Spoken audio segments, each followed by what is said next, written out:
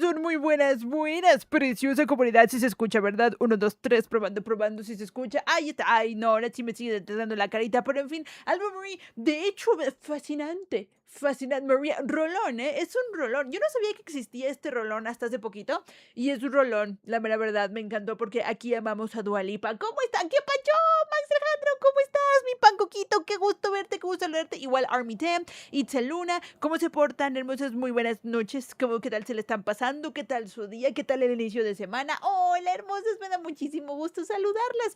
¿Qué onda? ¿Qué honguito? ¿Cómo están? ¿Cómo se portan? Olis Bren, híjole, Max Alejandro, ¿cómo estás? Cuéntenmelo todo. Presente, pasamos lista. Oye, yo vi tu historia y yo vi que ya viste el episodio. Y yo necesito desahogarme. Porque yo vengo lista para mentar madres, como siempre, pero cuando no, ¿verdad? Yo también, Max Alejandro, ¿qué anduviste haciendo el fin de semana? Que digo, no se preocupen porque, pues, ay, perdón, me quito la chancla. ¿Qué anduvieron haciendo el fin de semana? ¿Cómo les fue? Espero que les haya ido chulo de bonito. Qué bonito, de veras. Tú hazlo, yo siempre me desahogo, Armite. Siempre vengo aquí a quejarme y a desahogarme. Entonces, pero bien puntual, como debe de ser. Es que no, mira, o sea tú ya sabes qué pienso, ya sabes cómo lo pienso, pero no, o sea, pero esto hay que desglosarlo. Este episodio hay que desglosarlo. La Dua Lipa tiene buenos rolones, la neta Dua sí tiene muy buenos rolones, la mera verdad, mera verdad. Ahora, ¿onta? A ver, espérame, aquí está. Hijo, no, este es el corte del trailer, aquí está. Muy bien. Muy bien, eso es correcto. Cuéntalo todo, no tengo los spoilers. Muy bien. Yo al ver el me da turbo, mame. A ver, cuéntame por qué, Max Alejandro. Bienvenidos a la clase del día de hoy. Bienvenidos a la clase. Si anda manoseando en la playa con el esposo, Alba Marie. No, a mí me encanta. Ahora, creo que también a muchas personas como que no les cae bien el Callum Turner, pero no sé todavía por qué. O sea, ¿por qué no les cae bien el señor Lipa? El señor Dua. Entonces yo tengo dudas, tengo muchas preguntas. Ahí luego me ayudan a aclararlas, hermosas. Pero bueno, el chiste es que, fíjense, parte número 1 del episodio del stream del día de hoy será mi desahogo sobre House of the Dragon. Entonces, tráiganse un cafecito, tráiganse una tacita de café, hermosas, algo, porque en verdad está tremebundo. Pero, oigan, yo nada más también le quiero dar una mención honorífica, hermosas, la mera verdad. Miren, siempre los reyes se merecen una mención honorífica, ¿ok? Siempre. Por siempre y para siempre, siempre. Hermosas, pero, o sea, simplemente hoy, dos noticias de Jungkook, de uno,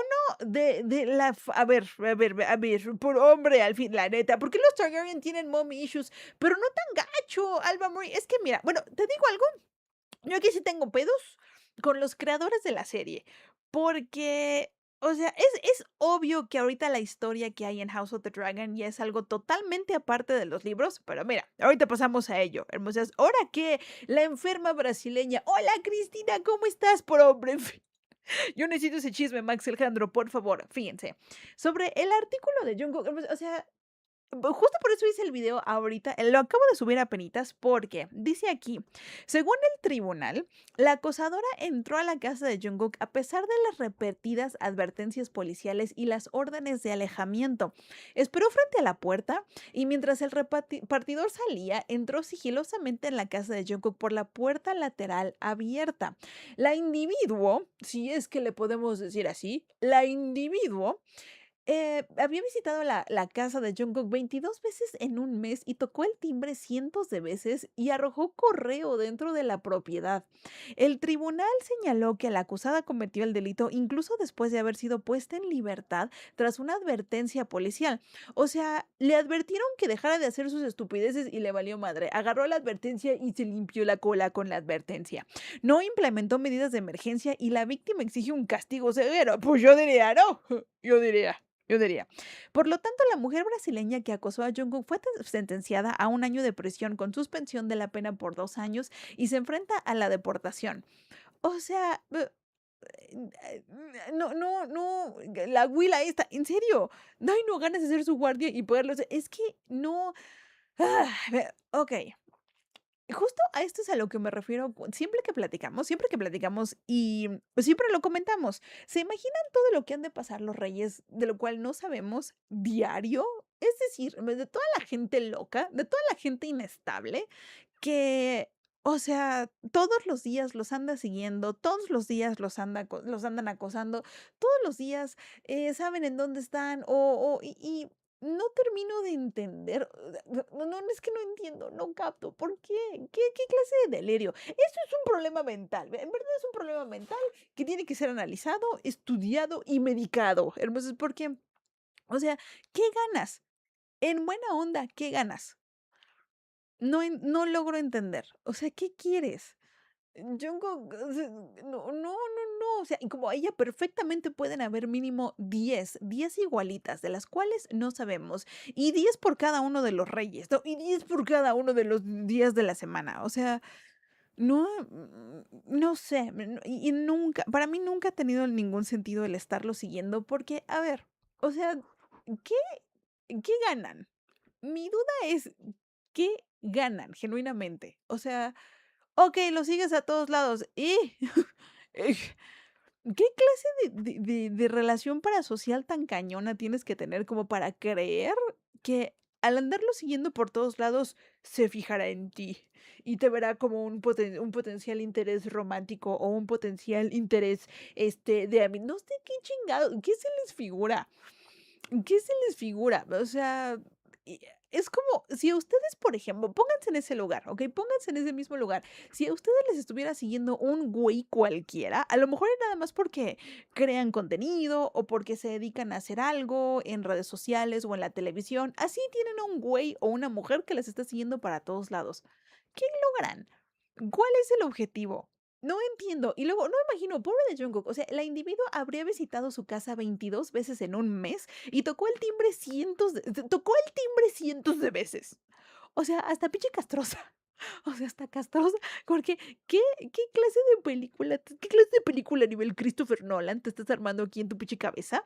O sea, ¿y saben qué es lo peor? Yo no, aunque miren, también, esto a mí me llama un poco la atención, y es como, ¿qué tipo de acusaciones o qué tipo de, no sé, porque miren, esto es una realidad y ustedes lo saben tanto como yo. En Corea no es común que se les dé sentencia a este tipo de personas. La neta, no es común. Entonces, yo me pregunto, ¿qué le hizo a Jungkook como para que una corte en Corea haya dicho, órale va? Y acuérdense que este tipo de sentencias a mí me recuerdan incluso hasta, pero o sea, y lo tengo que decir en voz alta, nada más porque tengo todas estas dudas en la cabeza de que han habido acosadores sexuales, o sea, han habido criminales que tienen esta misma sentencia. Ahora, esto también es un crimen, pero ¿a qué me refiero? O sea, criminales tipo atropellaron a alguien, criminales tipo estaba conduciendo en estado de ebriedad en un coche y le pegó otro coche y algo pasó. Entonces,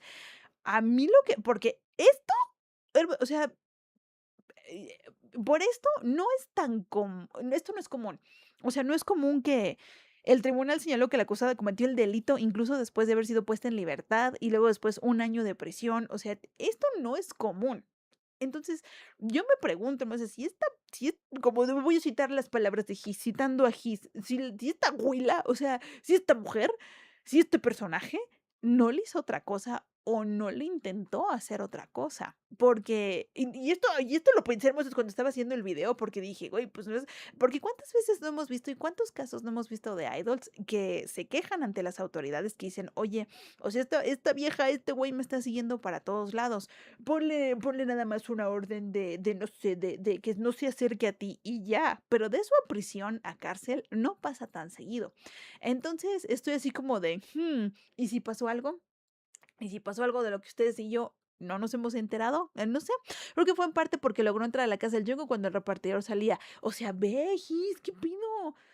O sea, qué pinche mentalidad. Yo creo que se fue con todo y ahora sí, un año se me hace poco porque dijeron no le hizo nada y no le dieron más. Entonces están esperando a que le hagan. Es que, y tita, ese es un argumento. Es un argumento muy válido de que pareciera que a la de a huevo las autoridades en Corea se esperan hasta que le hagan algo al idol, ¿no? O sea, parece que se están esperando hasta que le pase algo a uno de ellos y es como de, ¿qué necesidad tienes de estarte esperando para que le pase algo al Jungkook? No me piensa tantito. Pero bueno, ok. Ahora, este es uno, ¿vale? Es una de las noticias de hoy, entonces, porque la otra es de, o sea, okey, Dirías, órale, va. O sea, yo lamentablemente lidia con estas estupideces en persona, pero en línea todos son un amor. En línea todo es miel sobre hojuelas. En línea todo es color rosa. Pues no, porque resulta que esta cuenta de aquí, esta cuenta en Twitter, hizo una publicación en donde dice, ahora, aquí me encuentro con muchos debates de que si es que la publicación la hizo de un sentido de humor humorístico, sarcástico o lo hizo grosero, a mí la neta no me importa, porque o sea, vean, lo plantea como diciendo, ay, es que básicamente diciendo, Jungkook, ¿qué vas a ver de anime si toda la vida nada más ha trabajado?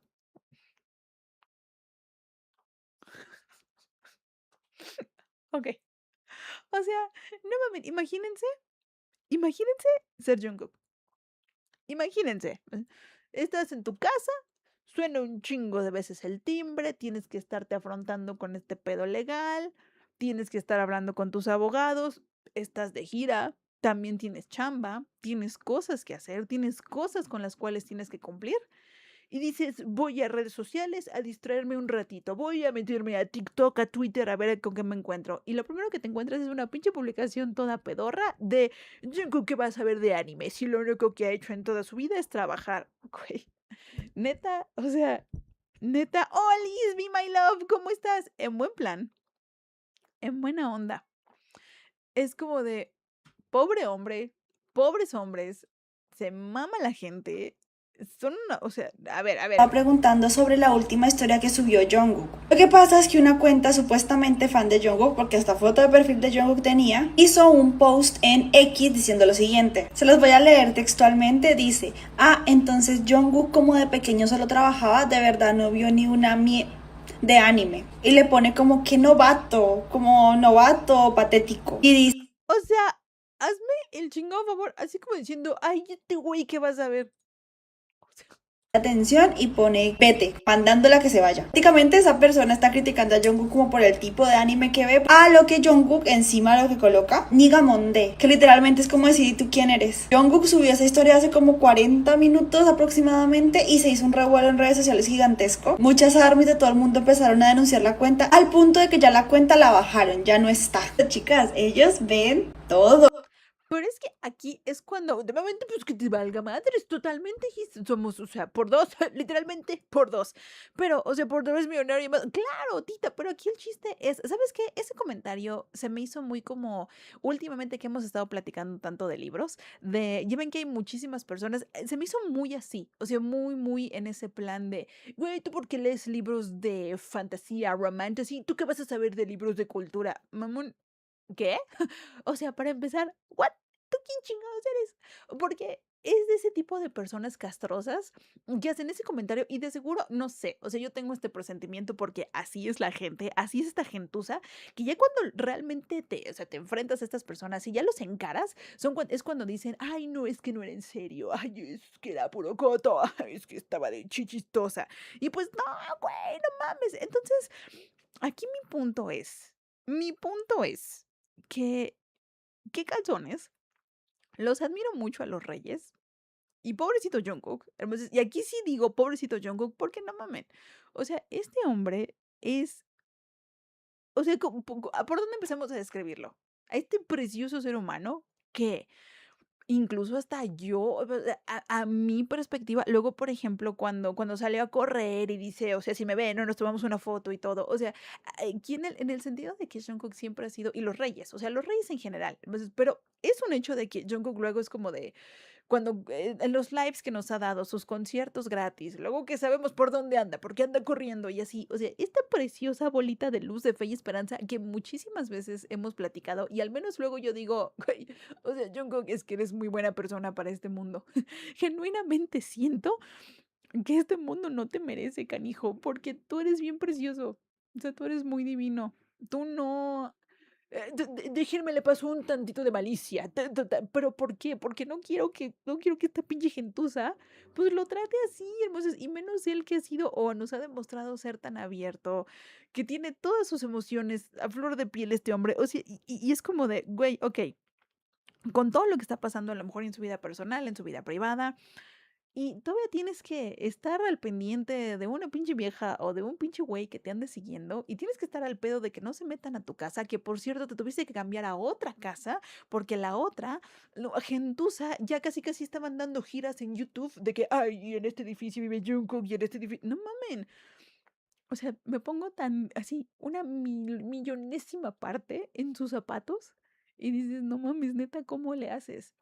En buen plan, ¿cómo le haces? Porque todo lo que pasas en tu vida real, en tu vida, o sea, en tu vida, y aparte andas en chinga, porque andas en Kira, y andas en friga, y andas yendo para todos lados, y al mismo tiempo, o sea, a lo mejor y lo que ustedes y yo pues, hacemos, ¿no? Como para, me voy a despabilar, me voy a olvidar del mundo, voy a entrar a redes sociales y voy a pudrir mi cerebro unas horas. Entras a redes sociales y te encuentras con pendejada y media, y te encuentras con gente que dice, ¿qué vas a ver de anime? Es que este Jungkook, ¿qué vas a ver? O sea, no mames, alguien pónganse tantito en su lugar, tantito en sus zapatos. ¿Y cómo es que no ha explotado? No lo sé. Yo ya lo hubiera hecho. Yo ya hubiera, no, en buen plan, yo ya hubiera, es más, yo en mi poco control emocional, yo no sé ya qué hubieran hecho, explotado en contra de no sé cuántas personas, cuántas cuentas, cuántas comunidades, porque no, mamen, o sea, claro, Jung es un amor de persona y la gente es tan mala con él. No, y con ese pinche derecho de tratarlo, de hablarle como si fuera su amigo, no lo es. No lo es. O sea, y es que, y lo peor es que es como estos delirios, ¿no? De la tipa esta que, ay, es que mi novio Jungkook. Y todo esto en un perro día. O sea, en una semana. En una pendeja semana dijeras, Bren, todavía, estas son una cantidad de problemas de las que estamos platicando el cierre de año, ¿no? Diciembre, entonces de las chistosadas que nos enteramos a lo largo del año. No, no, igual de la pendejada de post que fue, si acaso se importa. Es que sí, por eso, no, me frustra mucho porque digo, güey, o sea, ellos que son tan, ellos, miren, y por el simple hecho, por el simple y sencillo hecho de que ellos le han dado tanta genuina felicidad, tranquilidad, paz, todo, tantas cosas positivas a tanta gente que los traten como si fuera que, o sea, no, lo riquísimo me dio un dolor de estómago. Es que, ay, ya lo sé, Jenny, no, no, no, no, no. Un nudo emocional, me sorprende su resistencia mental, pobrecito. Por dos, mi my love, por dos, o sea, y también qué feo que tengan que tener este tipo de resistencia, qué feo que tengan que tener este tipo de respuestas, porque no inventen, o sea, no deberían de. Pero bueno, entonces aquí pues, únicamente quiero decir, insisto, mi respeto y mi admiración para los reyes sigue creciendo con el paso de los años, porque genuinamente sigue creciendo, porque justo cuando crees que no te pueden sorprender más, cuando crees que no, o sea, que genuinamente es eso, es que no te pueden sorprender más los reyes, lo hacen y lo logran. Y ay, y tantas cosas que han pasado. Desde servicio militar, salir del servicio militar y ahorita con tanta pinche gente loca. Entonces, em, en fin, no puedo terminar de expresar toda la admiración que le tengo a los reyes. En serio. En serio, en serio, en serio. Pero, no, qué horror, todo cringe. ¿Verdad que sí? Lourdes dice aquí en YouTube, qué bueno que ya le bajaron la cuenta. Qué bueno, qué perro bueno que ya le bajaron la estúpida cuenta. Aparte, se supo que ya salió otra loca diciendo ser la novia de Jimin. ¿Qué ganan? Insisto. ¿Qué ganan aparte de una gran humillación social? ¿Qué ganan aparte de perder dignidad en sociedad? ¿Qué podrían ganar? Pequeñas preguntas que se hace una a lo largo del día. Es que no mamen, insisto. Pero bueno. mm, mm, mm. Yo espero que ya solamente platiquemos de puras cosas positivas de los reyes, la importancia de la salud mental, como bien lo acaba de destacar Tita, y continuamos, continuamos de Mina, perdón, Max Alejandro, se me olvidó, discúlpame, discúlpame, esa es una relación de la cual no hablamos públicamente, pero bueno, si ahora todos andan con los chicos, pero en fin, pues antes de comenzar con mi gran review del primer episodio de House of the Dragon, solamente les quería enseñar una cosita, y es que miren, anda de gira, Brain, ¿quién es? Es Jun, su hermano, ¿se acuerdan? Drácula, mi señor de los musicales, oficialmente mi primer marido, anda de gira mundial. Y ya ven que la gira mundial, claro, es Asia.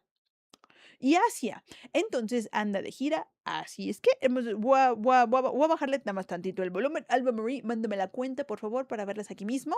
Y no, hombre, bueno fuera, Max Alejandro. Bueno fuera. Sí, anda de gira mundial. En Asia. Y miren, esta fue mi canción favorita de todo el álbum. Entonces.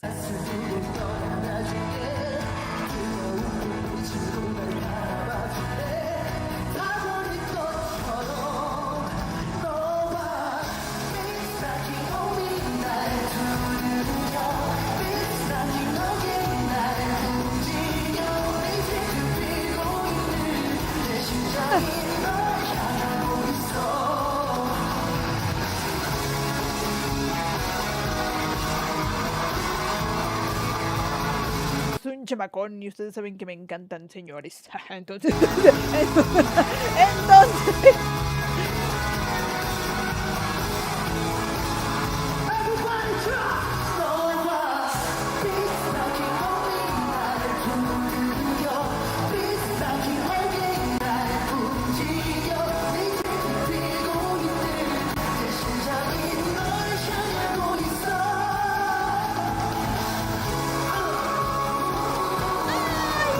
cierto, Cristina.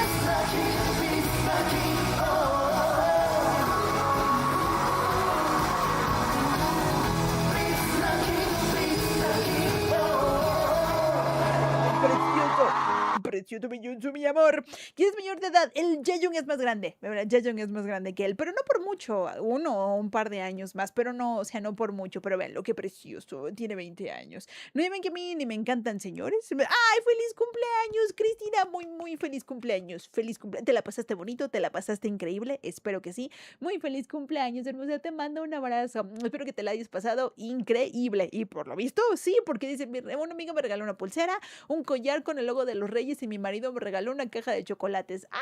¿Qué fue? ¿Y el chocolate? Y digo, solamente yo quiero saber si estaba bueno el chocolate. ¿Y de qué sabor era? ¿Y si eran rellenos? ¿Y qué tal? Es que el link está muy grande. Ya, tú no te preocupes ahorita. ¿Cómo que viniste más temprano a una siesta? ¿Qué pasó, mi extraje? No, pues estoy muy bien. Es que, pues, lunes, ahorita no tengo clase, entonces, pues, aprovecho para venir un poquito más temprano y echar más chisme. Oigan, estamos felicitando, hermosa Cristina, para el review. A ver, el té del review. A ver, el té del review. No te preocupes, tita. No, sí, es que hoy mandamos un mensaje automático, hermosa, mil disculpas. Nada más mándame un emoji, literal. ¡Ah!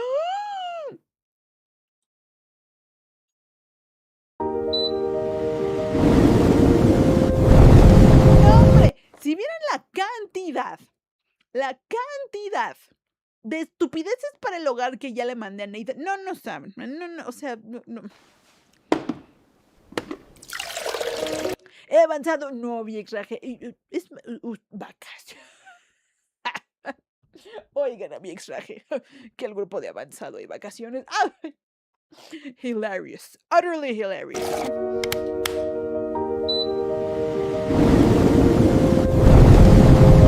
Cámara Gis, me pido una y pido dos Gis y te la mando. Oh, está bien chida. ¿A poco no? Cámara Gis. Ay, nos mandamos mensaje, oye. Que por cierto, oigan, en serio, los descuentos de Amazon están chidos.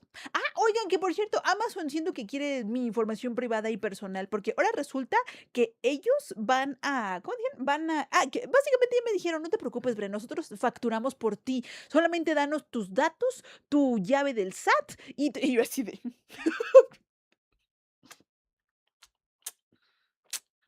Ahora, es que, pues, miren, por ejemplo, claro, Jalisco, no, hombre, no, es que en serio, fíjense, ok, quieren, es más,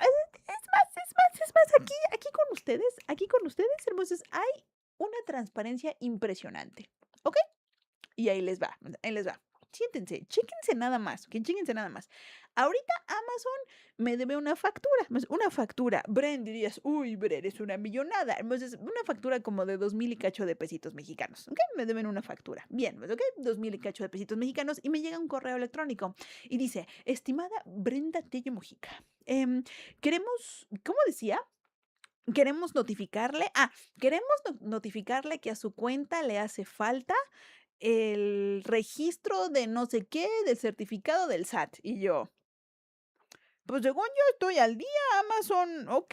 Y le mando un mensaje a mi contadora y le dije, oye, mira, mi contadora, que no sé qué, me están pidiendo esto de parte de Amazon, lo tengo. Y me dice, sí, Bren, te lo mando. Y ya, entonces, pues quiero subir mis datos y todo. Y Amazon, no, queremos tu llave, tu certificado. Y, o sea, es como, ok, sean ustedes, básicamente Amazon me dijo, nosotros vamos a ser tu contador. Y yo así de... Hmm, se me hace sospechoso. A ver, Amazon, sé transparente conmigo. ¿Qué me quieres? ¿Qué quiere? Y yo así de, ¿como para qué? ¿Para qué? ¿O qué? ¿O como por? ¿O qué? Entonces, miren, o sea, 2,000 y cachito de pesos, pues nadie los regala. ¿Están de acuerdo? Pues, ok. Y menos, pero no te puedes pedir tu llave, está loco. ¿Cómo ves, Alba Marie? Pero ellos se hacen responsables legalmente de todo ese pedo. Entonces es como de, ahora. Digo, afortunadamente también dijeras, bueno, Bren, pues también lavas dinero. No, hombre, bueno, fuera. Por cuestiones legales esto es un chiste. Yo no lavo dinero. No, hombre, si no, ni me verían aquí. Pero pero sí estoy así como de, okey, Amazon, y sí tienen en sus lineamientos que ellos, que legalmente, que no sé qué, que se hacen responsables y que la chingada y digo, órale, va, okey. O sea, güey, no me hago con mis impuestos, hermosas, y es más, por eso Inglés que Casio Teacher lo tengo como lo tengo, porque si yo en buen plan, imagínense, yo amo tanto mi negocio que si yo en verdad quisiera, yo me pasaría a todo el SAT por la cola y diría: "Man, o sea, páguenme todos mis cursos en puro efectivo, ¿no? Páguenme mis cursos en puro efectivo y pásenmelo en puro transferencia bancaria y que se chinguen todos". Pero no, todo es comprobable, absoluta a mí nadie me puede decir: "Ven, ¿dónde sacas tu lana? Doy clases de inglés, estúpido". Entonces, o sea, a mí nadie me puede decir nada, pero al mismo tiempo es como de, o sea, mientras que todo, o sea, todo lo que hago está limpio y está al día, al mismo tiempo es como de, ¿y a ti qué te importa, Amazon? O sea, ¿y a ti qué chingados? Aparte, no es como si tú, Amazon, me pagaras 100,000 pesos al mes, que por cierto, ahí les van unos códigos. No, en serio, los códigos están chidos, ¿eh? Mañana se los voy a mandar. Pero sí, o sea, la lavadora Whirlpool, los billetes que se quedan en el bolsillo, perdón. Es que enjuago dinero yo. Pero sí, entonces, y ahorita la patrulla, dice Gis, y ahorita viene la patrulla por Mua. Pero sí, entonces, pues quién sabe, pero a ver, manifestando el universo, que algún día Amazon me pague 100,000 bolas al mes, hermosos, y a ver a dónde nos vamos. No, pero está padre, insisto, están bien los descuentos. Pero en fin, ahora sí, preciosa comunidad. Pues, damos el gran inicio, damos el gran inicio al berrinche de hoy. Ok, miren, antes de empezar. Ok, Welcome back, everyone. It's Charlie. This will be my full House of the Dragon Season 3, Episode 1 breakdown. There are a whole bunch of Easter eggs, WTF moments from the book, so we will break it all down. Everybody grab your Valyrian swords, and because it is Father's Day when they're posting the episode, I will say Happy Father's Day to all the bad Tyrion in House of the Dragon, the original Game of Thrones series, Night of the Seven Kingdoms. vámonos por pasos, pues vámonos por pasos, porque, ok, murió en guapo. Jace, y fíjense, ya lo habíamos platicado, entonces Jace tenía que morir de volada. No me esperaba que Jace muriera en el primer episodio, pero bueno, ahora, contexto, hermosos, contexto. Antes de empezar, si no saben de qué estoy hablando, hermosos, ahorita estamos hablando de ya la tercera temporada de la serie de House of the Dragon.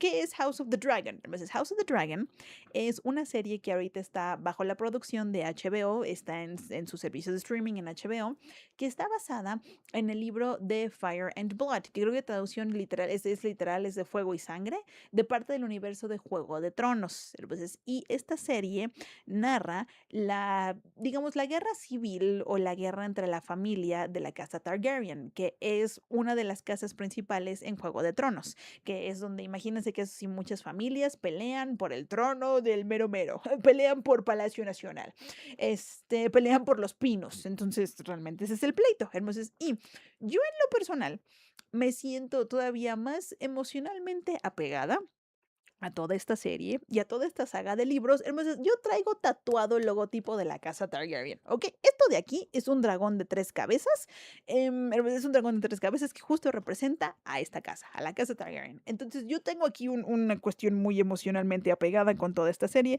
con toda esta saga de libros y con todas estas mafufadas. Ahora, muy bien.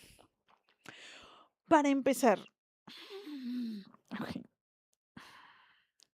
miren, yo desde hace ya tiempo ya me resigné en ver una adaptación realmente apegada a los libros, porque hay muchísimas decisiones creativas, libertades creativas que se están tomando con la serie que no pasan en los libros. Ahora, pues fíjense, ya después de tanto tiempo y después de tantas películas, series, adaptaciones a la pantalla chica, a la pantalla grande, ya me di cuenta de que yo, Bren, esperar una adaptación tipo El Señor de los Anillos, Peter Jackson, es imposible y eso pasó una vez en toda la historia. Y es literal El Señor de los Anillos con Peter Jackson. A lo mejor y el otro universo cinematográfico que se apegó lo más posible a los libros o al material original, a lo mejor y fue Harry Potter. Em, pero nada más. Desde ahí en fuera, que yo vuelva a esperar otra adaptación tipo Peter Jackson con El Señor de los Anillos está imposible y no volverá a pasar. De hecho, ni siquiera el Peter Jackson lo pudo hacer con El Hobbit, no lo pudo hacer con Ride of the Rohirrim o Los Caballeros de la Cola de Rohirrim, me vale madre, estuvo espantoso. Pero bueno, ok. Ahora, pues, estamos hablando de un universo en donde, eh, o sea, hay tantas cosas que no van. Por ejemplo, en la guerra civil de la casa Targaryen, que es lo que estamos viendo en la serie, entonces hay muchas cosas que no suceden así.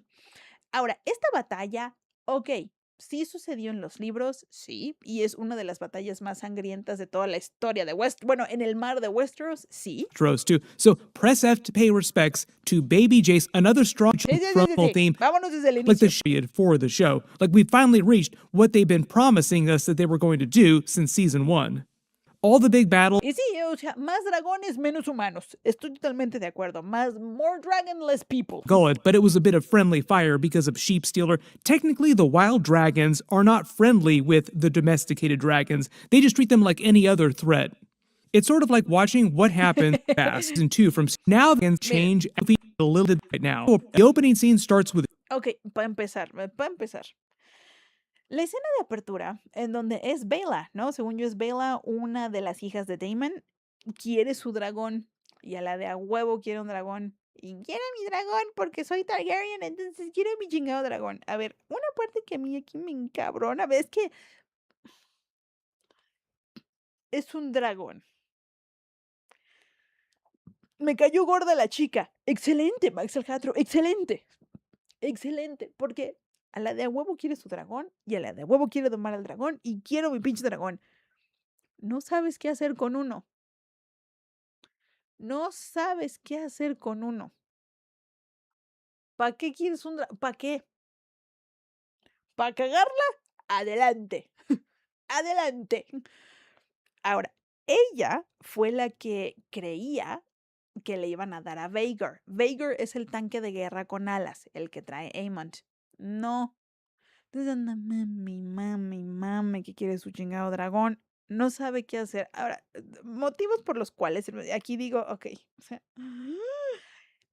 para empezar, este personaje, el de Reina o Bella, no recuerdo exactamente cuál de las dos hermanas es. Entonces, para empezar, es un cambio del libro.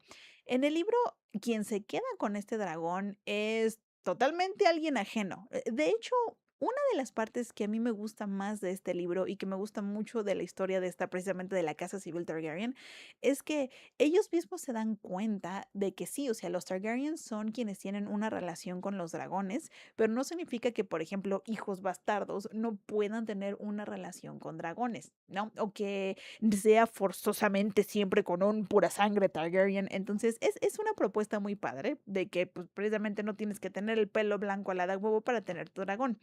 Y quien se queda con este dragón es otra chica que, por supuesto, no la van a meter a la serie porque a estas alturas ya no tendría sentido meterla a la serie, que a final de cuentas se acaba metiendo con Daemon, el que andaba en su viaje de ayahuasca la segunda temporada y se metió con su mamá en su sueño.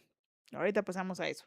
Entonces, aquí Reina y Bella ya están tomando papeles que no tienen en el libro. Entonces también por eso les digo que O sea, era full Targaryen porque es una prima, ¿no? Pero Max Alejandro, por ejemplo, ella, Bella y Reina, las dos en la serie, sí son hijas de por lo menos de, ay, esta mujer guapísima, la que tenía el pelo chino, hija de Rhaenys, ¿te acuerdas? Hija de Rhaenys, ella que a lo mejor, o sea, porque digo, mamá también Targaryen y ella también tenía, porque acuérdense que son los dos papás de Valyria, o sea, venían de Old Valyria, que es en donde viene toda la magia que les permite tener a sus dragones. Entonces, con todo esto dicho, o sea, tiene relación con, entonces se fue, no, a ver, esperen, no, todo funciona bien, no, a ver, no, según yo, según de Aemon, no, a ver, esperen, es que preguntó Max Alejandro si todavía me veo, ¿verdad? Sí, díganme que no se me fue el internet, no, todo bien, ok, todo muy bien, entonces, es mi internet, lleva yo a llorar, no, pues, entonces, con todo esto dicho, bien, Ocer Ovejas era de una bastarda en el libro, correcto, esa mera esa mera la que se mandó a quemar solita, ¿te acuerdas? Entonces, aquí sigo, muy bien. Entonces, o sea, de que ella sí tiene sangre auténtica de tener una relación directa con los dragones, sí la tiene. Entonces, al menos por ahí, órale va, tiene sentido. Pero al mismo tiempo, ya nos cantaron mucho en la serie y aquí es en donde digo, güey, o sea, ugh, ¿para dónde van? O sea, ¿para dónde van? Porque, por ejemplo, en la misma serie nos han dado a entender que obviamente un dragón no es un pinche juguete. También que los dragones están entrenados, porque una pregunta hermosa es que hicieron mucho es, ¿a poco todos los dragones entienden valirio antiguo? O sea, el idioma. No, obviamente no. Se crea este vínculo entre básicamente el dueño, o bueno, es quién es el dueño, sino el que monta el dragón, entre el jinete y entre el dragón. Entonces, por ejemplo, ¿por qué creen que este es Dreamfire, el de Egon, el que está todo doradito, bonito? Entiende inglés, porque Egon no sabe hablar valirio, entonces ese fue un detalle buenísimo de la serie, ese sí me encantó, que es el único que no le habla en valirio a su dragón, le habla en inglés, y el otro dragón, ahí como puede, le entiende, pero bueno, entonces aquí Bella Reina, la de a huevo quiere su dragón y no sabe qué hacer con él, porque no es un pinche juguete, no es eres un juguete, vos, entonces bueno, ok, sí tiene su vínculo con el dragón, pero es como, por ejemplo, y esta es al menos tantita lógica que sí ha tenido, al menos un poquito, la serie. Porque, ¿se acuerdan de qué pasó cuando Aemon apenas empezaba a montar? Bueno, ni siquiera apenas, pero con Vhagar. ¿Se acuerdan cómo es que murió el primer hermano, el chiquito? Pues porque el dragón chiquito se espantó, le escupe fuego a la Vhagar se encabrona y se lo traga. Entonces, o sea, Vhagar no sabe cómo responder, porque si tú no tienes bien dominado a tu dragón, te va a dar la vuelta. Entonces, ella, mame del dragón, ve lo que termina pasando. The sheep stealer earning his name, stealing a sheep in the Vale, getting himself a little bit of a snack, cooking it up. Rhaena had just found him at the end of season 2. She approaches, and he doesn't immediately try to roast her, showing that he's more amenable to her, but he is still a wild dragon, so like it's going to take a bit before she can actually claim him, and they actually form a Sí, o sea, a la de a huevo, que no, si es un dragón salvaje. Aparte, eso sí, sí, los dragones, los dragones salvajes, no, o sea, de por sí es un pedo controlar a un dragón que ya tiene algún tipo de entrenamiento. Ahora imagínate uno salvaje. can ¡No! understand language, like they're not like very detailed understanding what people are saying in High Valyrian. Once they form a bond with the writer, though, they just pick up on their emotions, and that's how they communicate. So they do kind of understand Me encanta que le dijo, órale, traga. O sea, básicamente le dijo, órale, vas. does for most of this episode, just kind of does his own thing and takes a couple of cues from Rhaena occasionally, like, oh, you want me to burn stuff? Okay, I'll burn everything in sight. No es un ñajón, ¿qué le pasó? No sabemos exactamente qué le haya pasado. No sé por qué trae la mitad del hocico deshecho. No recuerdo que hayan mencionado algún detalle en el libro. Si sí me lo perdí, no sé. Pero no sé por qué le falta la mitad del hocico al dragón. No sé si así, Like, así even the nació, friendly entiéndanlo. stuff. I'll even try to eat your Es como el tiranosaurio. sister Tiene and la her boca dragon, chiquita. too. Ujú. We also get a much better look at his deformed mouth. His bottom jaw juts out, and he has this very pockmarked hide because he's been raised in the wild, like he's been by himself his entire life. As she climbs on, attempting her first O sea, no sé si es porque es un dragón salvaje. No ride to finish recuerdo la claiming him, verdad, he pero takes off. If she stays on, like if their ride is successful, they are basically bonded, which is kind of how things play out, even though she's not totally sure when they first land on the mountaintop. There are also a couple of funny moments there where she thinks that Sheep Stealer has left her and she's just stuck. Es que insisto, o sea, que a la de a huevo, a la de cabrón, el dragón no entiende, es que no entiende inglés, fíjate, no entiende. Ay, ahora, Ancestral Valyrian sword, wanting to know where Aegon is because he had no idea that he stole out in the night with Larys Strong, and everybody else in the Red Keep is also learning too because it's only ahí es cuando anda preguntando y Egon, pobre de Egon, anda bien, bueno, ya no anda drogo porque ya no trae chochos. Obviamente está pasando por mucho dolor. Ya trae toda la cara derretida. Al menos vemos recuperado que el madrasísimo que le pusieron en la temporada pasada, pero ya va a quedar así de dañado por el resto de la serie, porque sí, aquí la mitad bruja, sí, detalles que van a salir después. Aquí tengo una mi nivel de perra curiosidad, entonces no la puedo medir. Es más, este es un cambio tan drástico de la serie que estoy así como de, pass if they swear fealty to her, which they almost do. Aegon even has a little chuckle at this, but he just Ok, a ver. Hasta donde yo y mi poca capacidad del libro y mi poca capacidad, es más, ¿para qué me hago güey? ¿Para qué me hago güey? Ahí les va. Civil War. Y es más, en los materiales extras, en los materiales adicionales de la temporada 5 de Juego de Tronos, de Game of Thrones, entonces lo están narrando la historia de o sea, es más, ni siquiera, miren, lean el libro, no, ni madres, vean, ok, esta es una animación que hicieron cuando salió Game of Thrones, cuando no sabíamos que iba a haber House of the Dragon. Este video tiene 10 años en YouTube, 10 años en YouTube. But not King Aegon. Somehow, despite his wounds and delirium, he had vanished from the city. And so...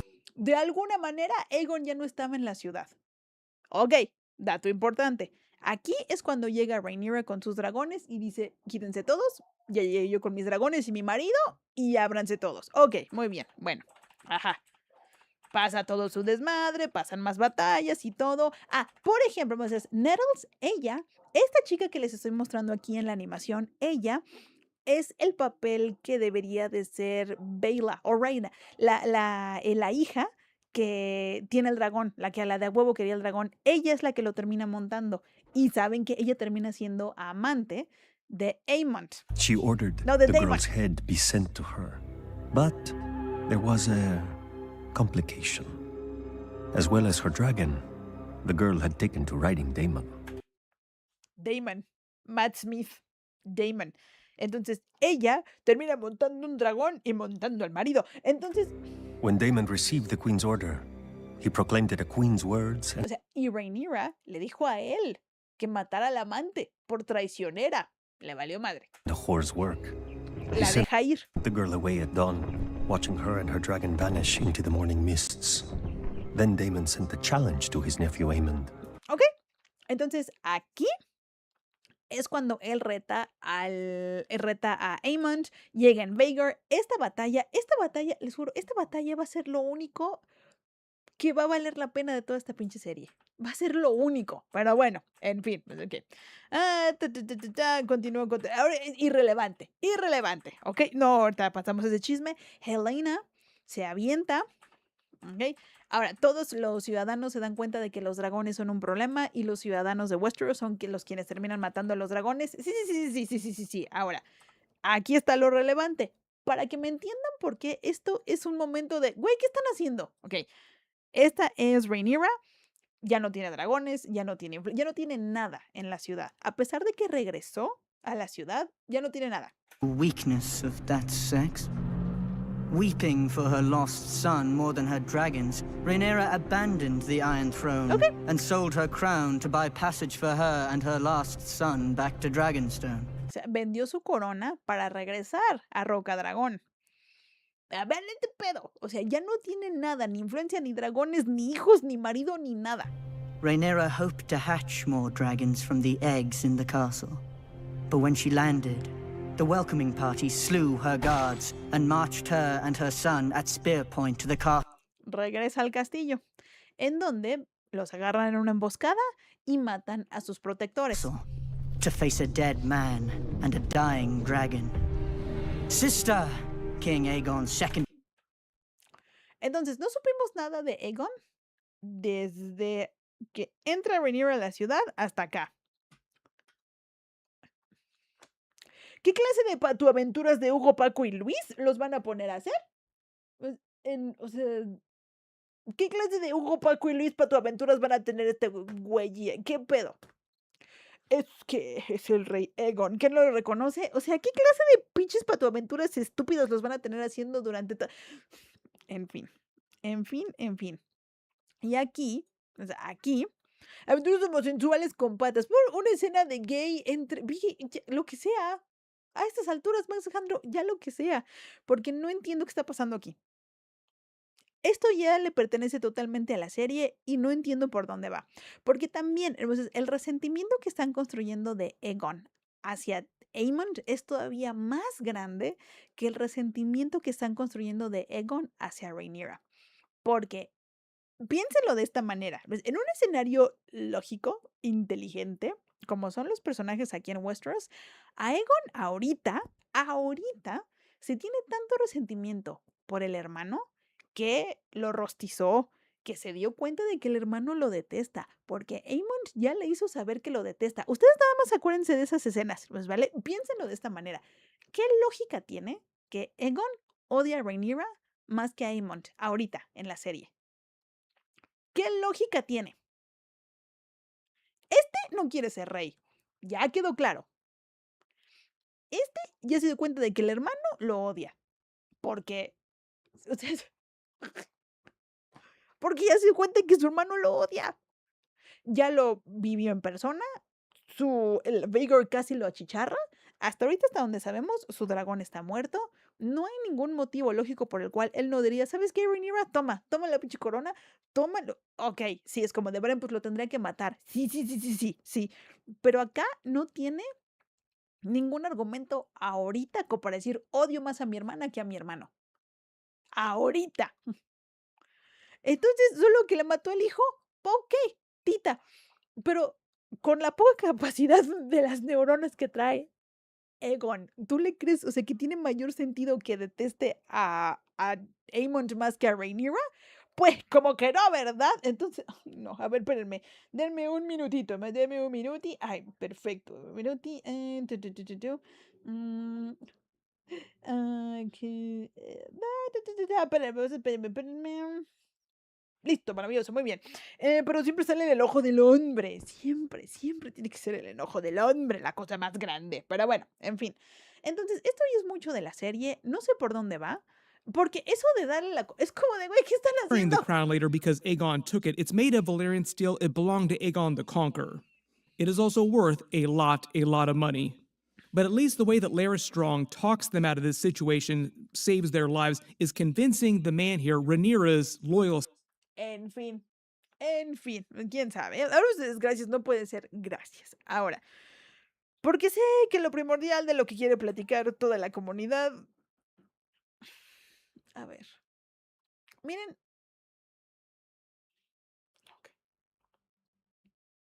Yo aquí sí tengo una queja enorme, mamastrófica, inmensa. Inmensa. Tomen asiento.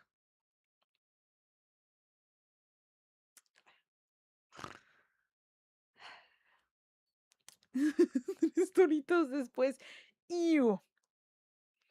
En buen plan, yo tengo una teoría y es que el creador de la serie tiene un fetiche que tiene que ir a terapia. Porque miren, pues decirlo, pero no, pues no. Porque miren, ¿esto pasa en los libros? No. No. El beso del beso. A eso voy, América. A eso voy. Ahora, ¿por qué digo, por qué creo que genuinamente tiene un fetiche? Pues porque la temporada pasada, Damon con su mamá,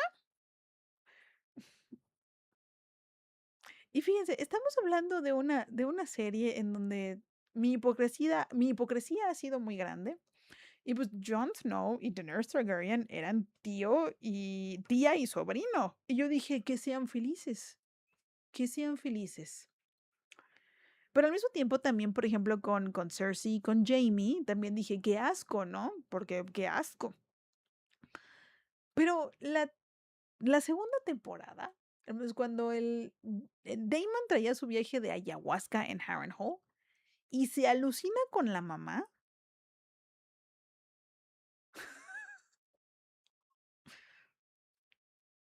O sea, no, no, como okey. Ahora, porque miren,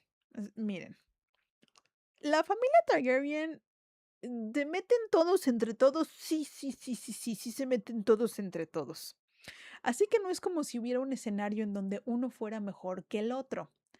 Pero los mommy issues que trae, o al menos con los que plantean a Aemond, está muy cabrón. No, ahora, que está demente y puede hacer lo que quiere con ella por ser el rey. Alba Marie, mientras que no es un mal argumento, porque no lo es, sí es como de, esta es su manera de, hay muchas maneras de las cuales él podrá imponerse de una manera violenta, de una manera física, pero besar a Alicent. Ahora, por ejemplo, yo nunca vi, ¿saben a mí qué me encabrona?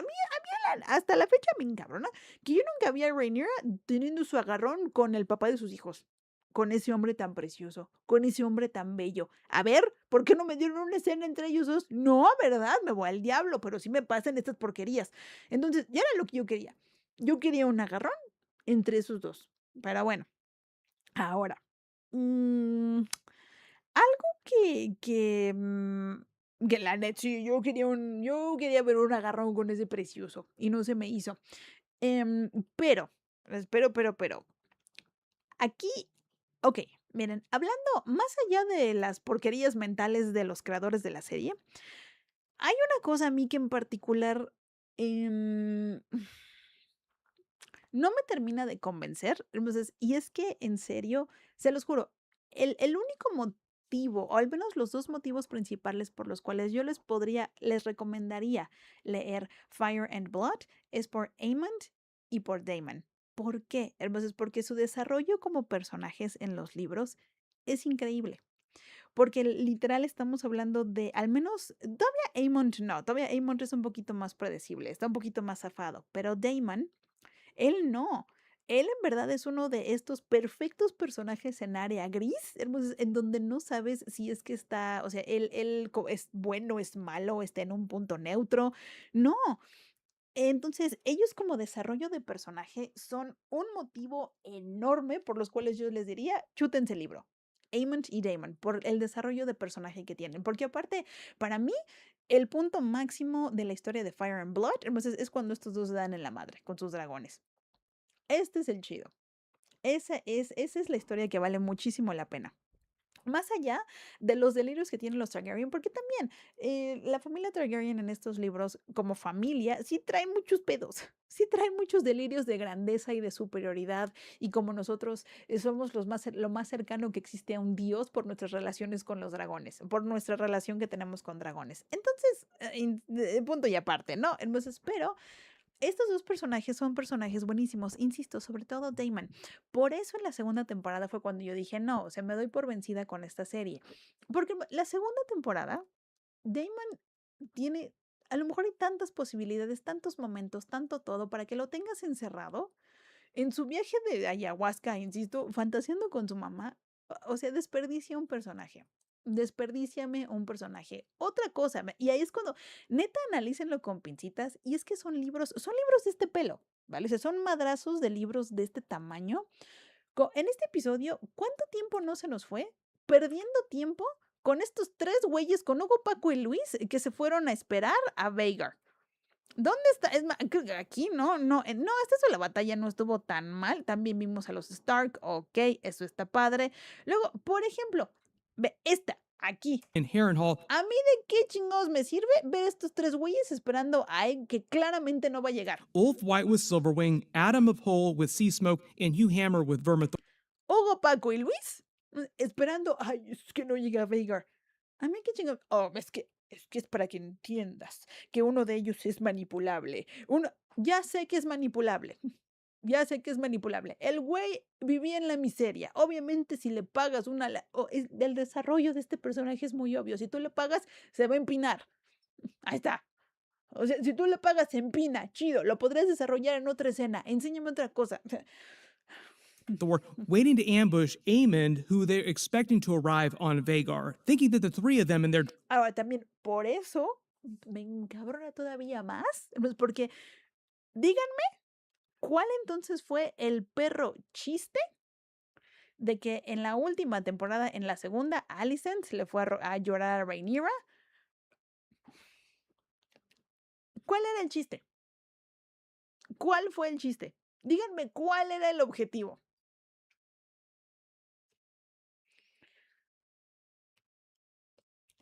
Quien me lo diga, pues, no, hombre, se lo voy a agradecer muchísimo.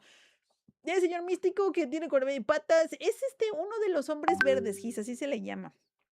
Pero, por ejemplo, Gis, hombres verdes que son estas criaturas mágicas del bosque. Pero aquí entra otra cuestión. En el manejo de Juego de Tronos, de Game of Thrones y también de House of the Dragon, en los libros de George hay mucha magia, hermanos, y eso ya lo hemos platicado. Hay muchísima magia.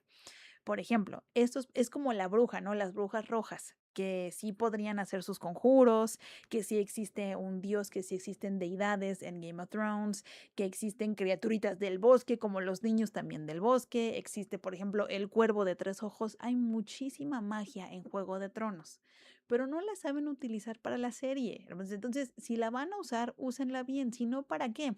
Yo siento que acá ¿cómo se dice? No sé, ándale, el Tyrion, este güey que pusieron en la serie, nada más es para que tengan una excusa para relacionarlo con Game of Thrones, porque no tiene sentido, es algo que no han desarrollado en ningún momento durante las 3 temporadas, no lo van a desarrollar y nada más ponen gente a lo pendejo para que sienta la gente que está viendo Juego de Tronos, nada más, pero no es una trama que vayan a desarrollar porque no les ha valido madre, o sea, lo único que deberían de hacer es denme dragones. Denme dragones, ni tanta magia. Por ejemplo, Max Alejandro, en la serie tú dices, güey, pues ¿cuál magia? No hay tanta. En los libros, o sea, en los libros es lo que justifica todo, es lo que justifica que Dany no se quemó.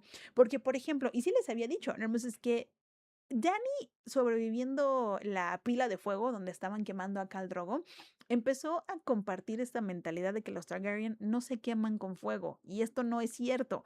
Dany nada más la libró una vez. Porque Dany, esta Daenerys Targaryen, ella sobrevivió. Precisamente por eso le dicen la mamá de los dragones. Porque ella salió de la pila, salió del fuego, salió totalmente encuerada, sin pelo, sin nada, pero con 3 dragones. Y esta fue la única vez que Dany lo pudo hacer a lo largo de todos los libros. Porque Dany, si tocaba fuego, sí se quemaba. Y en la serie, fácil, 3 veces lo utilizan. Fácil, 3 veces la ponen a caminar en el fuego y dices, la madre, es que son fireproof. Son como los niños, que justo, ¿cuál era el chiste? Si al final la lisiada terminó siendo el rey, inventando la democracia. Háganme el chica a favor. Entonces, pero bueno, en fin, véanlo nada más. Qué precioso, qué bonito. Y el pelazo. Ay, a mí me urge verlo con eso. Ay, está bien precioso. En el pelazo. El pelazo. Pero bueno. Ok, continúo con mi berrinche. Estos 3 güeyes fueron una pérdida de tiempo enorme en el episodio. Enorme. O sea, no, ¿para qué? ¿Por qué? ¿Qué ganamos de conocimiento? Otra cosa. Me lleva la chingada. Bueno, ay, no, perdón. Estos van a ser, en verdad, va a ser momento.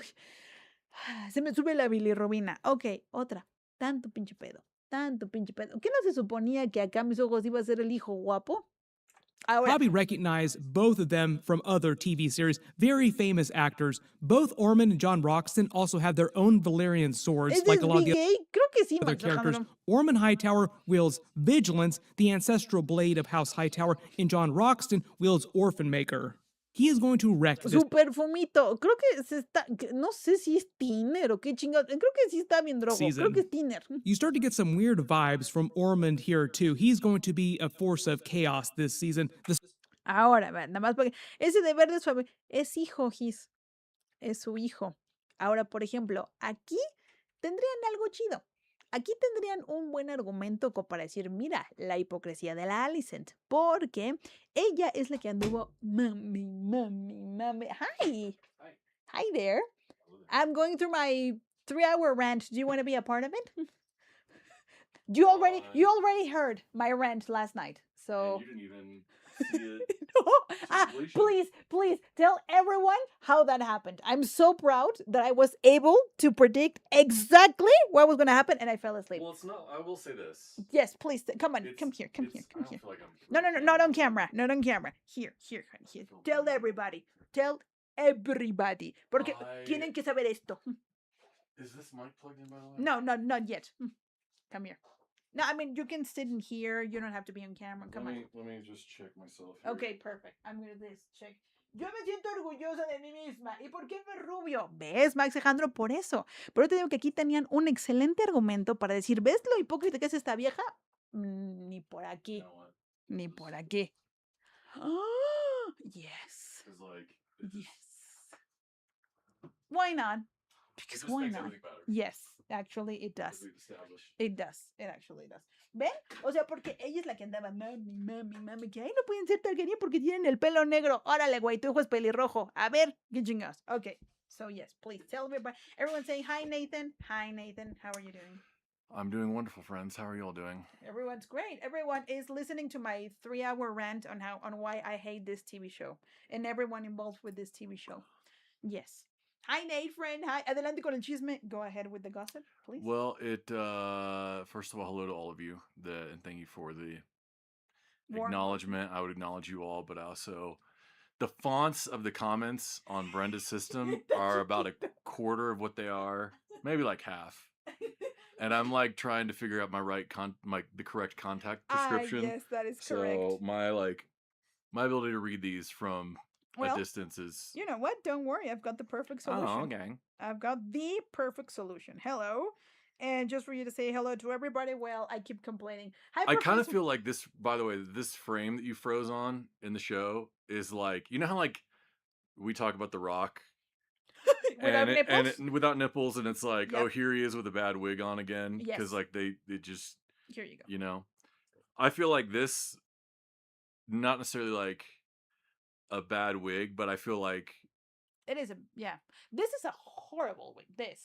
oh, I'm talking about the guy in the foreground. Yeah. I feel like somebody put John Cena in like a bad situation where he like just ate some sour candy or something.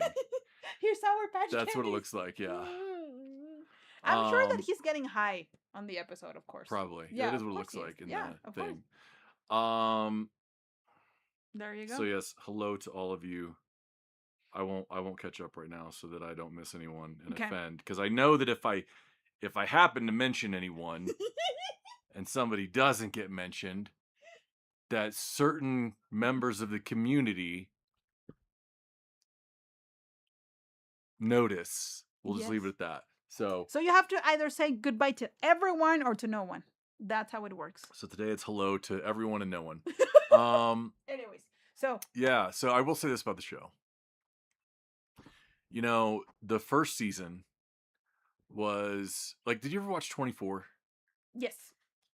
24 was great, and 24 was, I would say, was one of the first shows I watched that would set up these long arcs to have a major twist. See, 24. And if you watched a few seasons of 24, it's like nothing ever really surprised you again, Mm-hmm. depending on the show.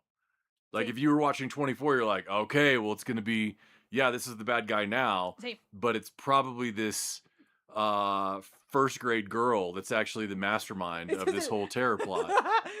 And so likewise, you know, Game of Thrones in the first season. Oh, 100%.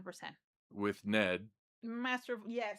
But eventually it trained you that like you're never really going to get justice. You're never really going to have a complete arc, especially for like characters. The good guys are just going to lose more often. And so like the twist kind of became, you also got used to their types of foreshadowing. And so similarly, sí, o you sea, know, en Game of Thrones no sabías a quién le iban a dar cuello. Eso fue lo que super revolucionó Game of Thrones. Go ahead. Yeah. So, you know, then you watch the show and you just feel like they telegraph stuff and you're kind of just waiting. My favorite show. You know, 20 minutes before some death happens, you're like, well, this is going to happen. And then you can't really do anything to stop it. And you just watch the inevitable demise. So, Yeah, it's so we were there. Brenda Por favor, yes. was Tell everybody about me. in and out of cognizance. Yo ya estaba bien dormida. Yo ya And estaba así como de. Sí. Mhm. Ya estaba yo pelas. Yes. yeah, in and out of cognizance, and then like one of the last things she mentioned before she drifted off, never to return, was that well, just like who How was did I probably gonna say it? die. Yeah. You said Jay. Wait, is this a Yeah, spoiler yeah, free? yeah. No, spoiler full. Spoiler full. Go ahead. That Jace was gonna die, and the homegirl on the dragon that needed training wheels was probably gonna be problematic, and she was. Les dije, esta la va a cagar con el dragón. Jace tiene que morir. No sé si qué tan rápido, pero Jace tiene que morir. O sea, y le dije, ahí me avisas. No vi los últimos 20 minutos anoche. I didn't see the last 20 minutes last night. Me quedé dormida. And then what happened? I do feel like these ships that are on, open ocean, like with their bow and stern going everywhere, are incredibly precise at one-shotting these dragons. Yes. With harpoons. And then it's like, you're telling me these dragons can't like just rip these things off? Or O sea, es como... Or like, also, if you're the guy riding the dragon, you got a sword on you, just jump off that thing and, Tijeritas. Yeah, like let's cut the anchor off or whatever it is. And then count on the dragon to rescue you, or just perfect your dive into the ocean and get picked up. But like, and Jace died in handsome. He did. Murió en guapo. Murió en guapo. Sí, la Vermax sí muere en la batalla. O sea, sí muere en la batalla, pero sí dices, güey, o sea, like, how? Pero yo estoy feliz porque yo sabía lo que iba a pasar. I knew it was going to happen because it was painfully obvious what was going to happen. Murió en guapo. He died in handsome. Literally. He died with the perfect pose. Yeah. So, yeah. Yeah, I do think I hate it. I mean, if your dragon has a severe underbite, just understand that like your dragon's probably been held back a few years and might need remedial testing.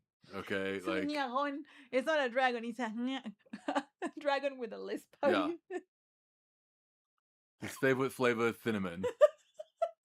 So no es un dragón, it's un ñagón. And sí. But anyway, so what do you think about the first episode? Did you like it? I hate it. It was all right. Everything. Here's the problem with just any of these like big budget shows anymore is that I hate it. There's like 8 years between episodes. I am just completely detached from all the characters. I don't really care who lives or dies because I'm like, oh yeah, this person's an actor. I forgot.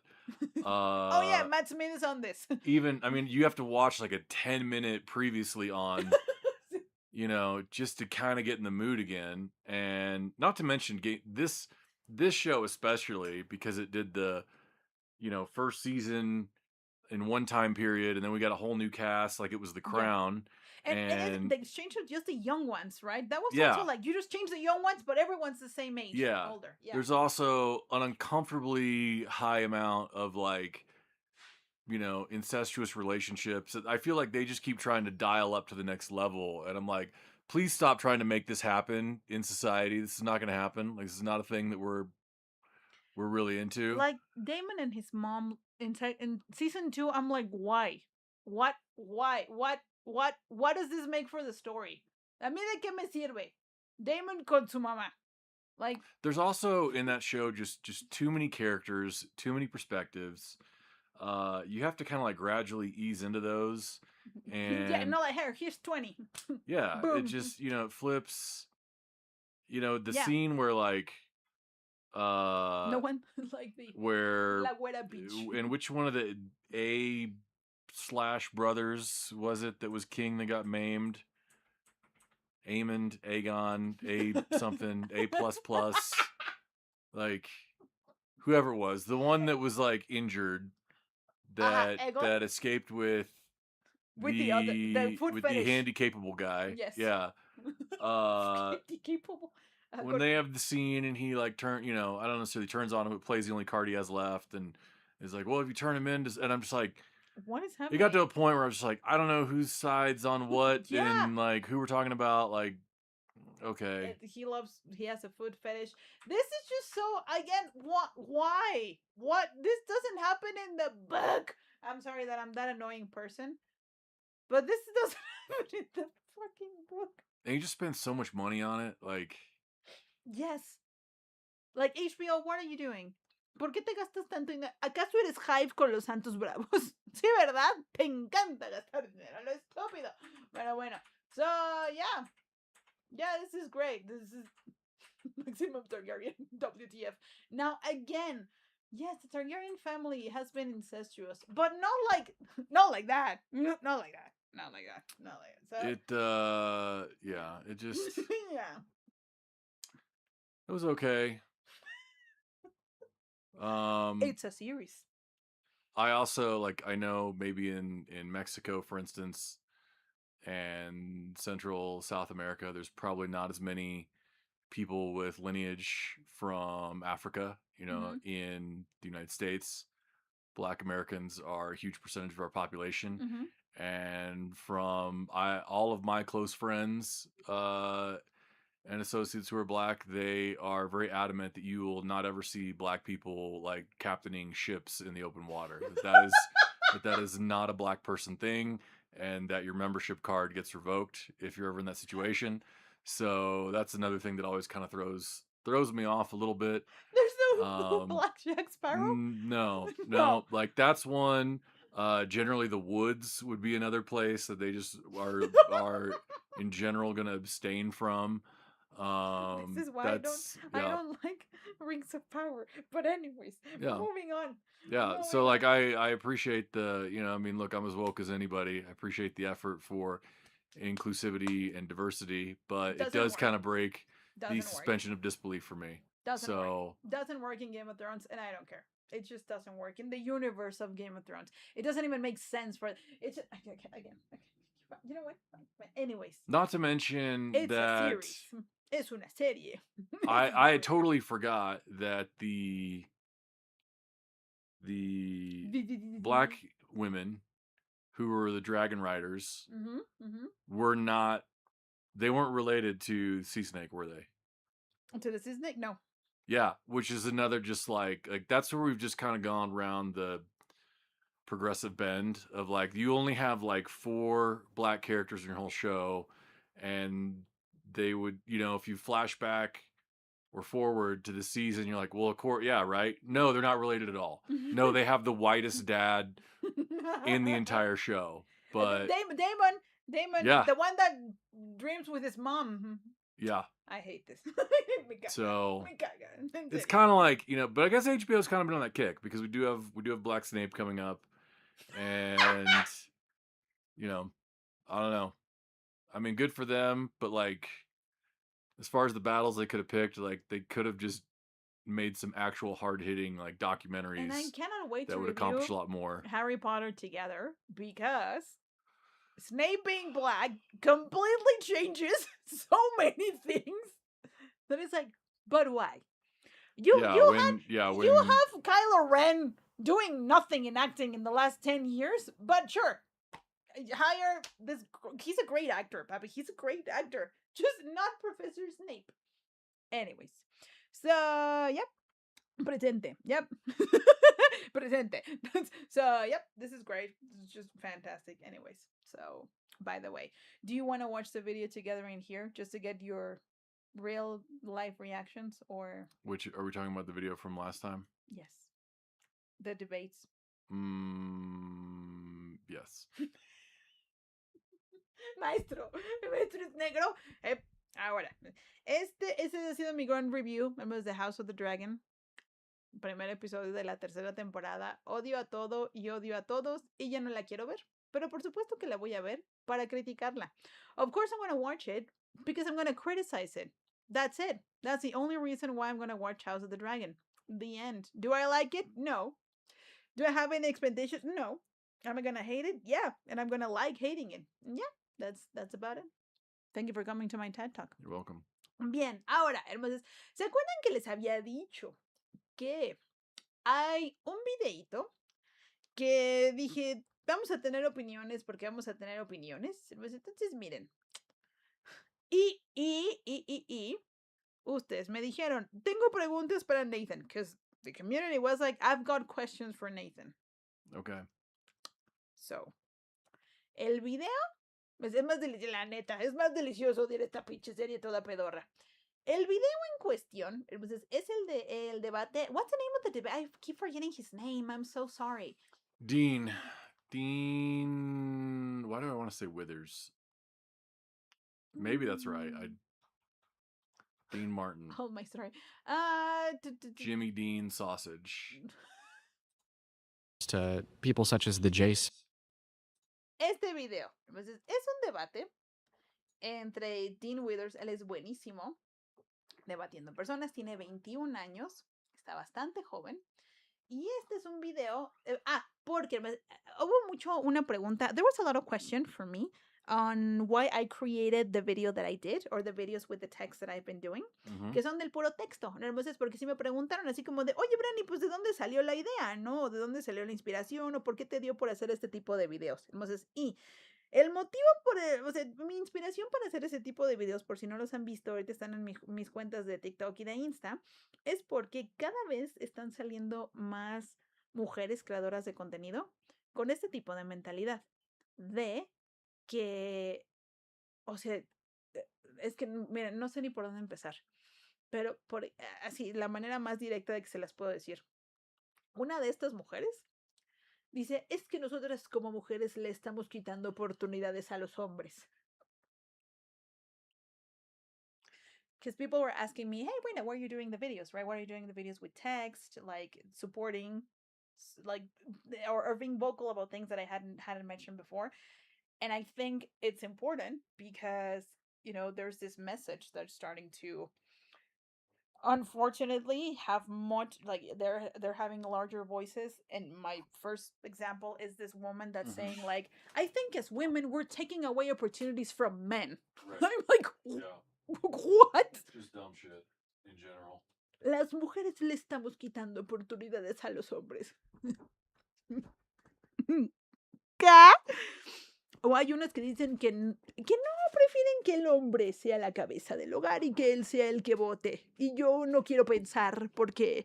Y digo, en lo personal, lo que más me puede molestar es el argumento de, es que como mujer, como persona casi cristiana, es que el hombre es el líder del hogar. Y es como de, okay, all right. Oh, can do one... We're checking. Producción. Están haciendo campaña a la revocación del voto. We're gonna see if my head fits in here. Oh, I can do it 100%. There you go. So, que le diga, sí, en serio, tienen este argumento de que nosotras como mujeres le estamos quitando oportunidades a los hombres. Y dices, what? Ahora, I think did you tighten it up? You did. Well, I loosened it, then I put it back where it was. ¿Lo apachurraste? A ver. It's fine. Hold on to this guy. I think we're fine. My face is in the thing. Your face is in the thing, which is important. Oh, there you go. I think it looks better. There you go. Okay. All right. Perfect. Grat. Muy bien. Entonces, Therefore. Este es un debate, al menos aquí, es que, y digo, este es un tema del cual saben que Nathan sabe, es experto, y no solamente experto, es apasionado de ello, y por eso es como de, ¿le puedo hacer una pregunta? ¿Ok? Y el motivo por el que tengo ganas de verlo con ustedes, es para que vean, y lo sabemos, lo hemos platicado muchas veces, este tipo de mentalidades lamentablemente nacen mucho en Estados Unidos, pero encuentran una manera de compartirse, esparcirse como la gripe, como la gastroenteritis en otros países, incluyendo por supuesto a nosotros que nos llega primero. Entonces, antes de que llegue este tipo de discurso aquí, creo que prefiero dar 3 pasos por adelantado. Like the thing of like, nos vemos, yo seré hermosa, claro que sí. Like the thing the reason why I wanted to watch this one, it's because, unfortunately, we have seen a pattern of these types of speech beginning in the States, Yeah. and then they find their way permeated to everywhere else. And us being neighbors, it's only natural that it just comes down to here. And I just wanted to, if possible, just have or be like 3 steps ahead before it starts getting worse. Like Max Alejandro sent me this video before we start. This is happening here too. Me van a tirar mucho hate, pero yo pienso que los hombres no deberían de votar. Son demasiado emocionales para eso. Siento que todo esto de la FIFA nos ha demostrado que no saben controlar sus emociones, sean positivas o negativas. Como algo que ven en la televisión toma control sobre sus emociones y pueden gritar, golpear cosas, todo por lo que sí o no pasa en un partido de fútbol. ¿Cómo podemos confiar las elecciones en alguien que deja llevar sus decisiones y emociones por un partido? Pero bueno, o sea, no hay que quitar ese voto completamente. Yo creo que una muy buena idea sería que sea un voto por hogar. Así los hombres sí pueden hablar de sus ideas políticas. Pero no dice que es sátira. No, this girl is being satirical, I think. Which is like doing a comment of like, I think men should not be able to vote because clearly they're too emotional based on what we've seen in the World Cup. Oh, And so, but it's satire. Mira, Max Alejandro aquí está, dice parodia, sátira y humor. But the thing is that also like the amount of comments that you see that cannot process, freaking video. No sé, pero sí me quedé en shock. Aquí tiene el discurso de la familia tradicional países, mamá, papá, hijos y no más, sobre todo los influencers, hijos de, yep, like in here, the speech of the image of the traditional family is what they're starting to try to or to share, which is mom and dad and sons and kids. The nuclear family. That is correct. Yeah. 50s and 60s, yes. Yep. No, y suena ridículo, pero la cantidad de gente que lo esparce como si fuera una realidad es lo que preocupa. Entonces, este debate dura un buen ratote. No sé si tengamos chance de verlo todo. I don't think that we're going to have an opportunity to watch the whole thing, but just for everyone to see the kinds of people that are starting to like voice their opinions, so to speak, para que escuchen la magnitud de opiniones. Entonces, este pedo. Some of the problems that like I saw a post today that talked about how it was showing how like 7 different countries in Central and South America had US aid cut. When Elon trashed and closed down USAID, which was like our Department of International Assistance. Those 7 countries have now also elected far right, like presidents, dictators, authoritarian types in the last 12 months. So, like, there's a very concentrated effort to continue to roll out this like things that influence the population to want to return to some sort of traditional framework to give up their freedom for an authoritarian, and to have more control. And that one of the easiest ways to do that is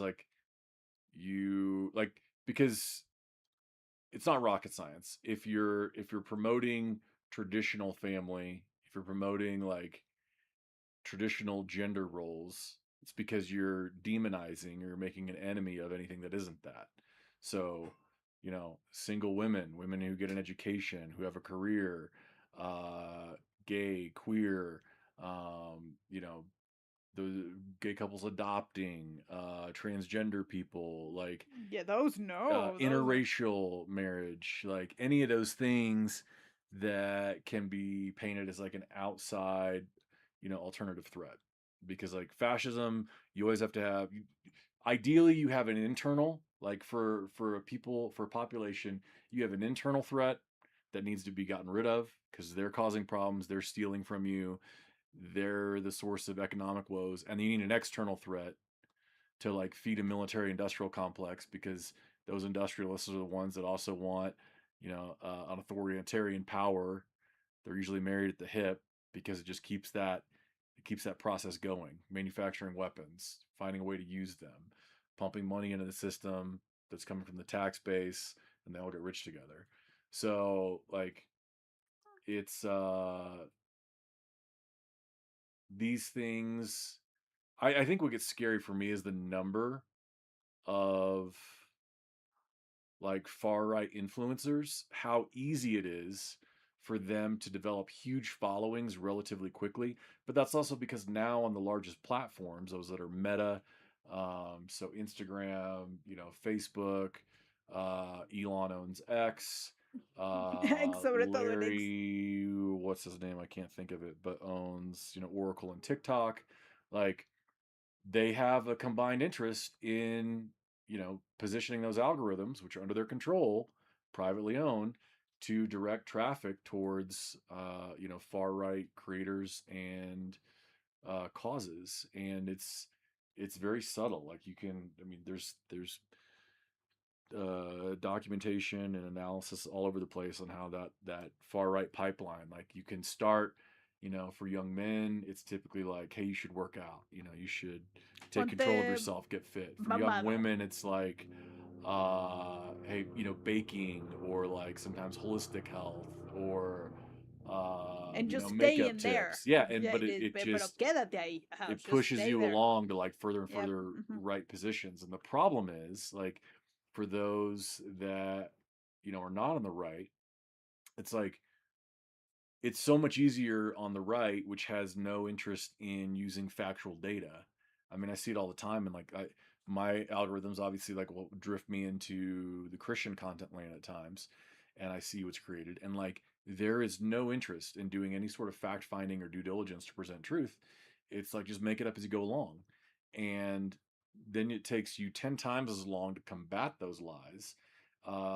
And that side knows, like, you operate in the world of fact and objective truth, but like it's just impossible to keep up. And so uh yeah, like sitting watching these things, like, of course the channel owner also knows, like, it's just infuriating to watch, because you either have one person who's using objective fact and combating misinformation and outright lies, and they've got to sit there and just try to put out 100 different fires one after another. Or you have somebody who is so unaware of how ridiculous they sound, of how like demonstrably false their claims are, and no matter how many people you throw at them with like a dose of reality, they're still just going to double down in absolute bullshit. And it's like, I mean, it's great for clicks, because it's just wonderful outrage bait. No, aparte, o sea, like he's right. Like, look, Mas Alejandro says, I know that ideas like spread, but it would also be hopefully hard, difficult for it to happen, because most majority are like, again, hopefully women, they are preparing, they're studying, they work, they have many more responsibilities that they take. Also because, in so many in cases for us, it's because there's an absence of support for us too, right? Especially support from men. So that's what Max Alejandro is commenting. Y literal, Max Alejandro, hay una razón por la cual el nuevo, like, there's a reason why the new form of marketing is influencer marketing. Think about it. Mhm. And yes, that's from Mi Extraje. My Bancoquito, Elon with his, oh yeah, he's the one to talk about a traditional family, right? With like 25 kids Yes, from like, yes. sí, Elon es el ejemplo perfecto para la familia tradicional panista, porque él tiene hijos por todo. How many kids does he have? Like 30? With how many women? A lot, with a lot of women. And Elon Musk tiene un chingo de hijos, con un chingo de mujeres. Y dirías, ¿en serio? Tiene un buen. Algo que me enoja, America's completely right. What angers me is that they speak from their privilege, and for the privileged position that they have from like so many people, so many influencers, that they would not withstand not 1 minute in prior decades living in what really it is, like what really is a traditional trad wife family. Mhm. And we've spoken about this for so long. I mean, de toda la razón, porque muchas veces este tipo como de trad wives es porque solamente conocen un estilo de vida que es como el de harta lana, harto varo, porque es como de, crezco en una casa en donde me mantiene toda mi familia, me mantiene mi papá y me quiero ir a otra casa donde me mantenga alguien más, lo cual en un mundo ideal suena maravilloso y bonito, pero no puedes estar compartiendo de una manera tan ignorante el mensaje de que para todos funciona de la misma manera, porque no, like in an ideal, in a perfect old pink world, it would be perfect for a woman to be like, yeah, you know, I've been supported by my family my entire life, and now I'm going to be supported by my husband my entire life. But for you to like share that message and presenting it as the ultimate truth and that it's going to work for every single other woman in the planet or every single person on the planet, it's just so dangerous because like no, of course, it's like it probably won't even work for yourself. Well, So and like the end result is like not leaving like a traditional family, no. because you see this in the US right now. One of the things that they're trying to push is we have the SAVE Act, which is trying to implement not just voter ID. We already have like incredibly low amounts of voter fraud in the US. We had a Okay. really great system that's continued to be dismantled by the Trump administration. And now they want to go to like nothing but paper ballots.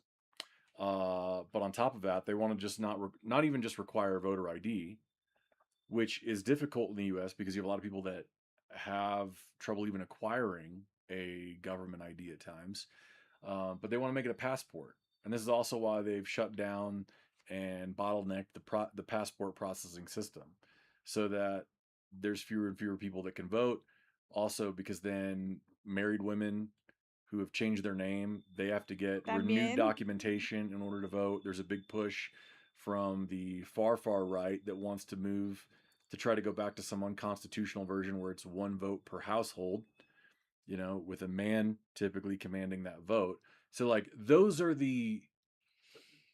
that's where it's really trying to be pulled. But you can't do that in one fell swoop. You have to like do this in stages. And so the stage for Mexico, Central South America, Mexico, you can't start that far because you have a far left, like you have a left wing government that is starting to have some like real success in improving the lives of its citizens. And so, you know, you have to start with these subtle things like, yeah, I mean, as a woman, you should just want a family, right? You should want a family and you should want to take care of your husband. And like, but like these things will continue to amplify and be accelerated. Guarantee you'll start seeing some of this stuff come from like the Salinas group here before too long, if not already.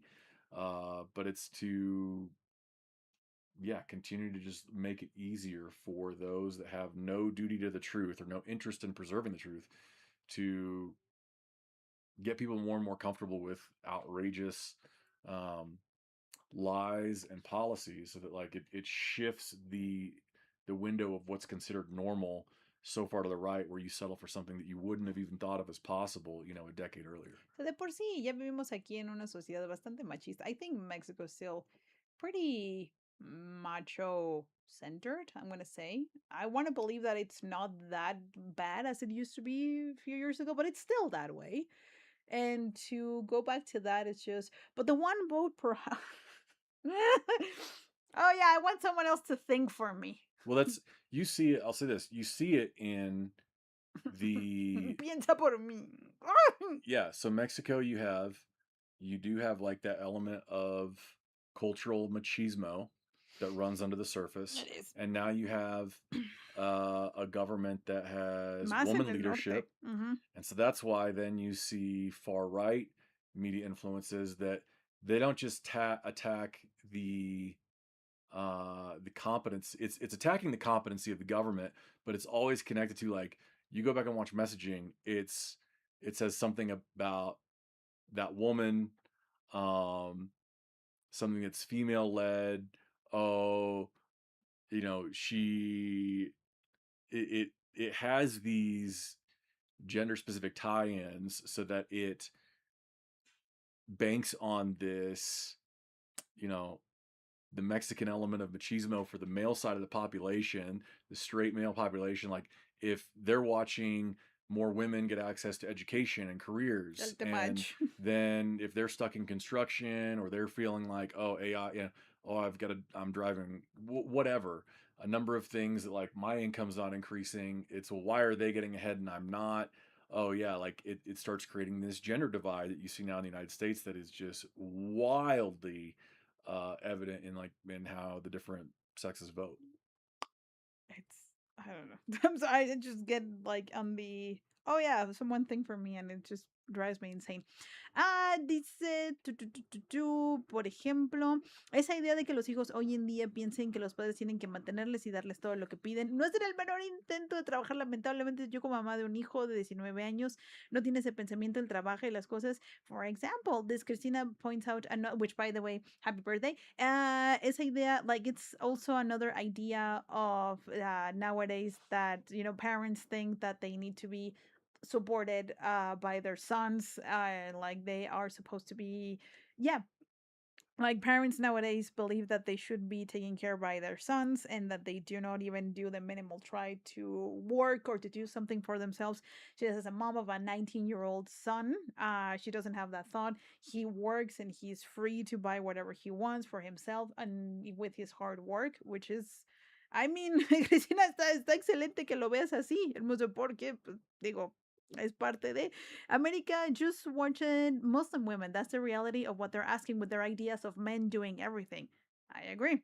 A, B, exactly. But even though we have a left government, we've seen a change. For example, celebrities that would support openly to the LGBTQ plus community, now they're giving interviews on how they want a more traditional family, and that's where the danger lies. And that is true. Before it was everything like, oh yeah, everyone was just so open, supporting queer communities and stuff. And nowadays it's becoming, yeah, they're becoming more on to the, oh yeah, I want a traditional family or more traditional family values. And you see that too, you see that change. And it's a danger. Y es parte de mi exaje. Entonces, justo, era lo que les quería enseñar. That's exactly what I wanted to show everybody with this video. So, yeah. Are you ready for it? Oh, I'm excited. This will. Lori, how you doing? I'm doing good. How are you? Oh, I'm doing phenomenal. So Okay, I mean, contexto. Es Tim Withers. Tim Withers, él es liberal, entonces 21 años. Es muy bueno debatiendo, tiene muchísimo conocimiento de su actual administración, es de los Estados Unidos. Y todas las mujeres con las que va a debatir son 20 mujeres MAGA, es decir, apoyan el gobierno de Donald Trump. Y su primer argumento. First off, I would like for us to just take in the fact that in the background, we have a guy who is in a suit and red tie, and also sneakers. Apparently wearing running shoes. And he reminds me a little bit of Trudeau. Me recuerda a Justin Trudeau. Pero bueno. These people always just like are so out of touch and are just never cool. El primer argumento, porque they have different arguments, tienen diferentes argumentos. El primero es que los hombres no son mujeres en posiciones de liderazgo que las mujeres. Es el argumento de Dean. Y las mujeres vienen a argumentar lo contrario. O sea, que los hombres sí son mejores que las mujeres en posiciones de poder. First claim is that men are not better at leading than women. And I'm honestly appalled that you as a woman would disagree. But I mean, if you want to start it off by telling us why you do think men are better at leading than women, the mic is all yours. Well, how I would like to start this off is I'd like you to define what a woman is. Well, sure. Comienzan con un debate debatiendo qué es una mujer y por qué. Yo sé que a lo mejor ya este va a ser así como de Bren, ¿qué pedo? ¿Por qué están debatiendo qué es una mujer? Like, probably everyone in the community would ask why, because this is not something that you would ask here. Pero en los Estados Unidos ya ven cuánto debate hay sobre la comunidad trans. Entonces, también existe mucho el de, pero entonces define qué es una mujer. So, I think that the definition of what a woman is ultimately irrelevant to this debate, and I'm willing I'm willing to pre-assume your definition of what a woman is, i.e. an adult human female. See, if I were to give you my definition of what a woman is, an adult human individual that pertains to the social and cultural characteristics typical that of a female sex indexed to their gender identity, well, then all of a sudden we're going to be speaking past one another because we define the word woman differently. Exactly. So I'm more than happy to pre-assume your definition. In the first place is kind of silly because you don't know what a woman is. Well, I just told you what my definition of the word woman is. You just simply overlooked it. I think it would also depend on what leadership role that person would take. For instance, if you wanted Kamala Harris, who you voted for, to be the president of the United States, we have a problem with that, and I'll tell you why. It's not necessarily the woman, but it is necessarily foreign countries, for instance, the Middle East. If I go to a Middle East country as a woman, I can't show my hair at risk of being stoned. Why are we talking about Middle Eastern countries when the prompt is men are not better at leading than women? Because you're asking about leading. You voted for Kamala Harris. I think she would have been a horrible leader. Foreign countries don't always see women as respectful as they see a man. A woman leading this country, for instance, when you go to doing foreign policy and all of those things, they would not have the respect that a man would. I can also say as a woman, depending on your age, if I've got PMS, honey, I'm going to make different decisions than I would as if I didn't.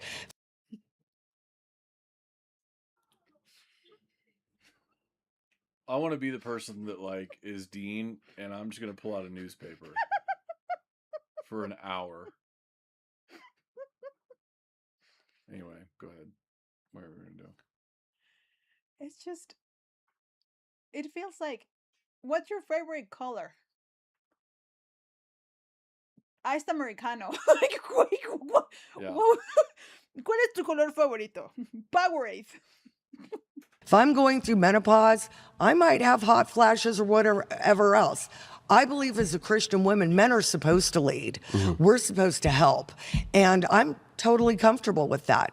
Okay, well, thank you, Lori. So the first thing that I'd point out here is that your position that maybe foreign countries wouldn't respect a female president as much as a male president, I don't think is represented through the fact that on the global stage, Harris had a significantly higher approval rating than Trump during the election. And there's a reason for that. Because she would have been a pushover. They would have walked right over her. Because the deal in the Strait of Hormuz was the art of the deal, right? Yeah, no, it totally worked out great for everybody.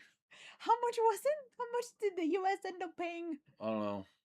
Porque el trato... ¿Sí supieron qué pasó? Es que Trump y el Strait of Hormuz, que le iban a cerrar y que le terminó pagando los Estados Unidos.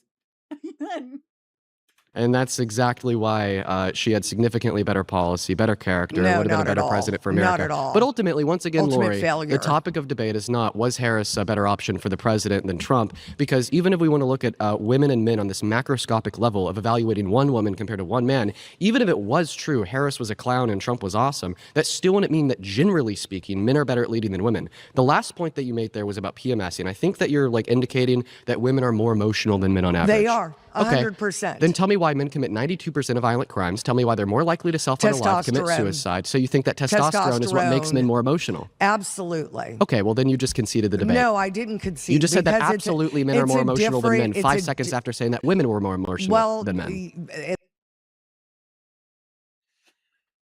why these things are so fucking dumb. Dice, si estoy en mi síndrome premenstrual yo como mujer, porque por el hecho de ser mujer no soy mejor en posiciones de liderazgo. Ese es su argumento. Entonces le pregunta, ok, entonces dime por qué el 92% de los hombres son los que cometen los crímenes violentos. Testosterona.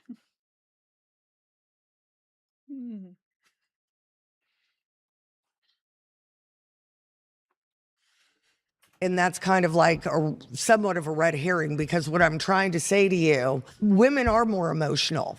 They just are, in more of a, I can change my mind depending on my mood. Now you're bringing in anger, you're bringing in violence, you're bringing in... Is anger an emotion? It is, but to a different extent. And honestly, if you've got a man that's violent, out of...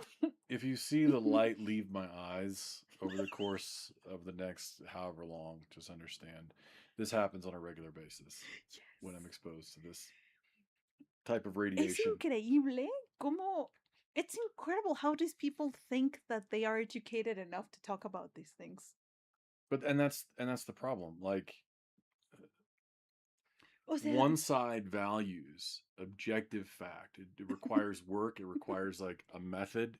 Claro. It requires data, and the other one's like, we just say outlandish shit because no one's gonna call us on. I mean, in the States, it's you literally, there's a culture where like you can know, and everyone can know that someone is just lying, and there's like an absolute like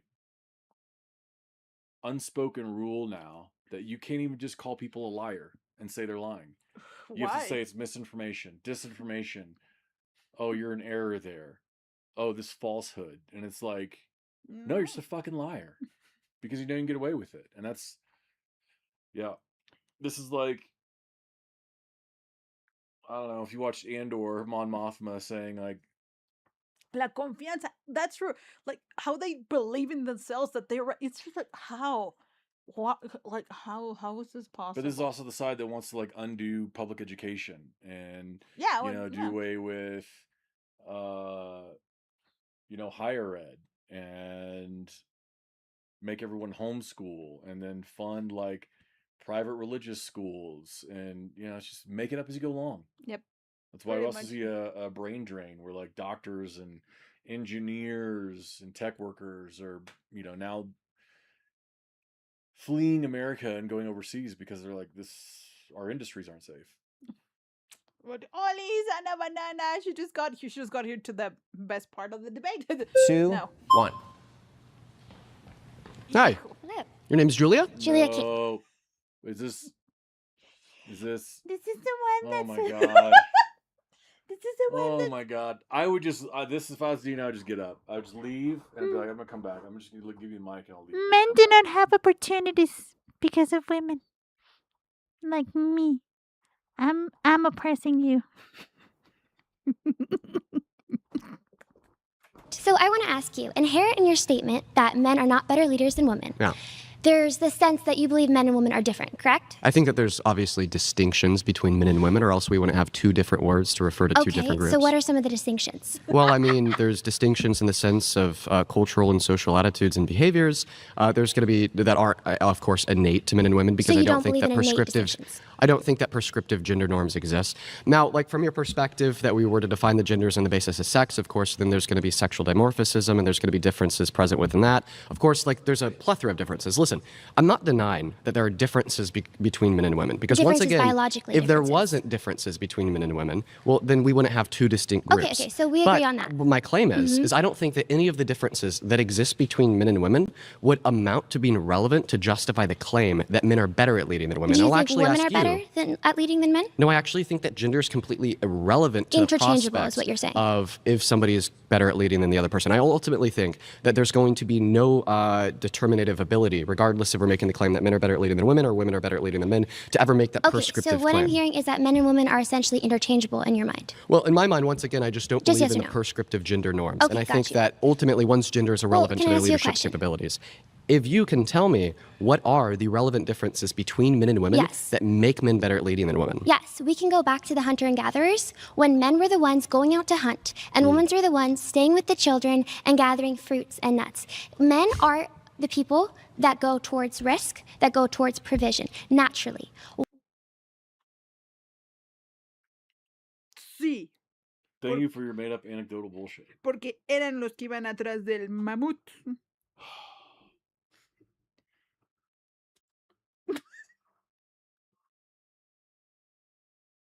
Pero me vieron esta podcast. Yeah, do you think she talks like that for real? Ella quiere un Tarzan. Give her a Tarzan. Give her her own Tarzan that hunts still in the wild. Well, I think we found like the culprit of the global helium shortage. Se chinga un globito antes. Ay. Why is it that in today's, even our influencer community, we have more women that are drawn towards beauty, makeup, things like family, schooling, and men are more drawn towards traditionally masculine things? It's innate in every culture that you see this trend. We are hormonally different. That's been mentioned throughout this place. You, as a man, do not know what it's like to have a cycle, to have a period, to have your hormones go up and down. Yeah. That is insanely significant for a woman's ability to lead. And women will complain about being scared to walk on the streets at night, and yet they'll elect the same politicians that release the criminals on the street. Do you think that women should lose the right to vote? I think that I'm not talking about that today. You just got to get a quick yes or no, then go I back to the think topic. that we need strong alpha males like Donald J. Trump, Spencer Pratt, and our loved Charlie Kirk, who Oh, will Jesus. have secure borders, who will not let criminals Did you on the just street. unironically say strong alpha males? Strong alpha males, yeah. Bro, get a grip. Stand up. You, Listen. bro, get a grip. You're a man. You want to mansplain to me? Well, I mean, actually, you just said. I mean, if you think that men are better, then yeah, you should let him mansplain Yeah, I to don't you understand. whatever You the can't, fuck like, he You wanted. can't claim a thing and then be like, Yeah. how dare you use what I just said was a value of mine. ¿Saben qué es lo que más me encabrona? Que este es un argumento de los... Ella está defendiendo que los hombres son mejores en posiciones de liderazgo. Entonces dale la razón. Like, my argument here is like, if men are better, then why aren't you saying that he's right? Yeah, I know. He's a man. So he's right. Because he's better. Because he's a man, based on their... La imagen de Trump de alfa, no. And I mean, this is the type of women that are like, I want to tread, and like red pill dudes. I love that they fill the DMs of liberal women instead of these types of women. Yeah. Like, Absolutely. How are we doing? Are we doing great? Yeah. I mean, sure. Okay, great. No. Men were supposed to die in war, but now they're complaining about men loneliness. I swear, these people. Ya me enojé. I'm just pissed.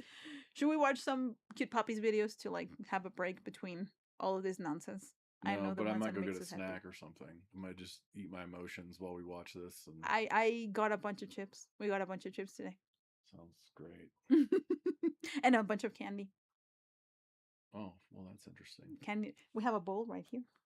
Right behind us, honey. Yep. No, hay una que les quiero enseñar. There's one that I want to show in particular. One that I was like, please. Una que dice, yo me acostaría con Donald Trump. One that was like, I would have sex with Donald Trump. I'm like, what? He's got more women on his cabinet than most. Just Donald Trump generally doesn't care about women. He's a very misogynistic asshole. Do you see the difference between Dean's hair at the beginning and at the ending of the debate? No. I swear he's like, pobres, déjalo los pelos. Promises made, promises kept. Opposite. Number one, he's got more women on his cabinet than most presidents did. And he's fired, what, 4 of them? Doesn't matter. I think it does. Every person he's fired so far has been a woman. You fire them. Pam Bondi did nothing. Yeah, she was a terrible AG. Exactly. Yeah. She did, and he didn't like that, so he fired her. Yeah. I think that she was a terrible AG for preventing the release of the files. I digress. I'm interrupting you. Sorry, go ahead. And he pardoned the J6ers, like he said he would. Yeah. And now he created a weaponization fund, which I think is great. And he forego all his money, which is $10 billion, and he took $1.7 billion, 1776, to give to the people that refused to take shots, that were fired because they didn't want to get the vax, that were targeted by the Biden DOJ, grannies that were thrown in prison, people that literally just stepped foot on the Capitol grounds and were thrown in prison for years. Yeah. No tax on tips, no tax on Social Security, and the lowest prescription prices that we've ever had.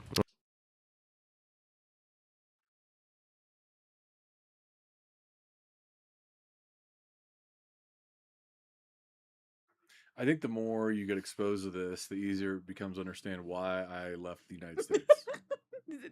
Y por esto me fui, and this is why I left. Because I value my sanity. Y no, en serio. I just value my ability to see the world the way it is and not have to pander to like bullshit. Sometimes I swear when you and I when we were talking, it was like, wow, like I think it is that bad. And then I saw these things. No, it is. It is actually worse. It's Yeah, and then of course being someone who's a Jesus person, and like 20 out of 20 of these people are like, I'm on fire for the Lord. You know. I just want to blow my head off. So okay. Safe borders, no more child trafficking. Okay, listen. Let's start. He cares about us. Let's start with that $1.8 billion slush fund. Yeah. You said it was his personal money. That's not true. It's funded by the taxpayers. It's owed to him. Secondarily, it is an absolute disaster. Just like the one that we got from the Bible, the watch, the sneakers, the. I'm gonna sue my own department. With my own Department of Justice. Service. Internal Revenue and Service. have my own Justice Department negotiate a settlement because they showed that I don't pay any taxes. Sí, to the public. Si de pura casualidad no sabían lo que ha vendido, sacó plata de su bolsillo. What has he sold, honey? Watches, Bibles, Steaks, coins, steaks, bisteces, universidad, tenis, sneakers, Bitcoin, ETFs, or whatever it was. What is it? NFTs. NFTs. El pescado. Did you see the Trump talking fish? It was like No, but it makes sense. Su voto opcional All es the money comes opcional. from It's crazy that our president is willing to give $1.8 billion to people such as the J6 terrorists. Well, they're not Genuinely. terrorists. Well, I mean, I think they are. For instance, getting money. Espérame. Right? Well, yeah, but nobody that I've Was seen. that peaceful? There was a lot of infiltrators. There was over 300 FBI agents in there. Oh, really? Who's Infiltrating- FBI? Exactly. Who's FBI? Right. Who's Everybody president? says that. Who's president But on J6? It doesn't matter. It does. I read about that the Because other day it was when they Donald said, Trump. I read that and read it. Who's And by the FBI? way, who did Trump? Onda, ella es la mujer. Ella es la mujer. Qué hombre tan generoso. Ella es la mujer que dijo yo iba a Costa con Donald Trump. Y todos, ¿qué? No, ¿saben qué fue lo peor? Que dijo esta vieja. Dijo que él no con eso defendió su argumento. Dijo que Donald Trump no necesitaba ser un depredador sexual porque todas se quieren acostar con él.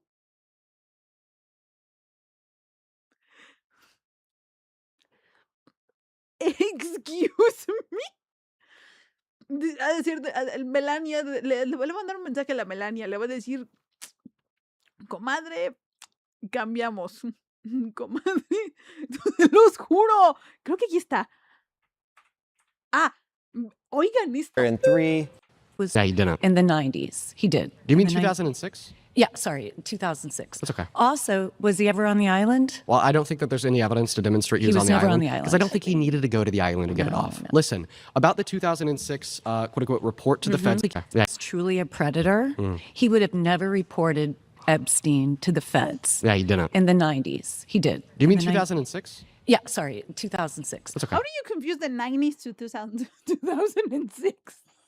By not getting vaccinated, brain damage. Wait, Any woman would love to be with Trump. If they're into just like, ask Melania. if they're into diaper changing, yeah. Melania, she's not very interested in spending the night with her husband. I'm just saying. You know, we never saw the documentary and we never will, but I believe that there's a scene when she made it perfectly clear that they do not sleep in the same bedroom. It was like, good night, darling, and then he goes to his room and she goes to her room. Like she wanted the world to know that I do not sleep with this man. I'm pretty sure it's been that way for a while. I think James told me that. Los juro. O sea, what flavor is that one? It's that. The coffee thing Well, one? Jennifer calls it coffee. I don't know what it is. It's like, I feel like it's s'more without the chocolate. Okay, all right. ¿Cómo sabe su esposo? Anda. Sí, o sea, ahorita sí es que no, vi extraje, te lo juro. Según el documental de Melania, la Melania dijo, ¿qué dijo? Dijo, o sea, porque ella le pagaron. O sea, Melania was paid for the documentary. 100%. O sea, le pagaron un billetote para que hiciera su documental todo pedorro. Y en el documental, porque yo no lo he visto, pero vi a una creadora de contenido que dice que hay una escena en donde pues se le están siguiendo a todos lados. Entonces Melania deja muy claro que no duermen juntos, o sea, es decir, ni siquiera en la misma recámara, porque hay una escena en donde ella supuestamente le dice good night, darling, o sea, como que se despide de él de ay, buenas noches, y la cámara la graba a Trump yéndose a su recámara y ella para la suya. O sea, yo siento que Melania dijo, quiero que el mundo entienda que yo no me meto con este güey. Yeah, like, I think one of the very few things. She was like, I do not sleep with this guy. Okay, any woman. Do you have a husband? No. Okay. Wait. ¿Eres casada? No, pues no. What do you ask her? Are you married? No. No. Does that surprise anybody? No? Great. Well, let's actually test that. Could I have all the women with husbands She's a or divorced bad life. With husbands or boyfriends? boyfriends in the room raise their hands?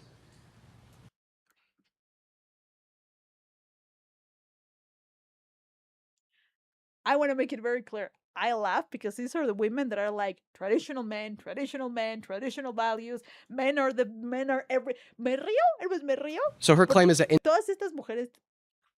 women with husbands or boyfriends in the room raise their hands? Tienen pareja.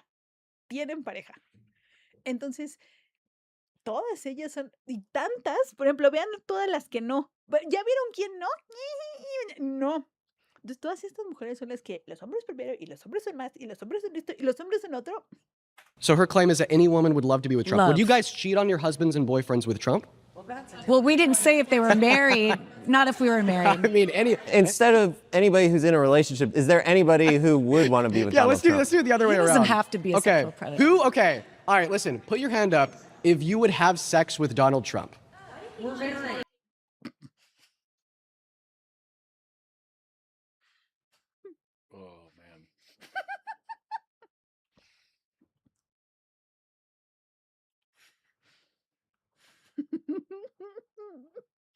Que levante la mano quién se metería con Trump. ¡Cuélguenla!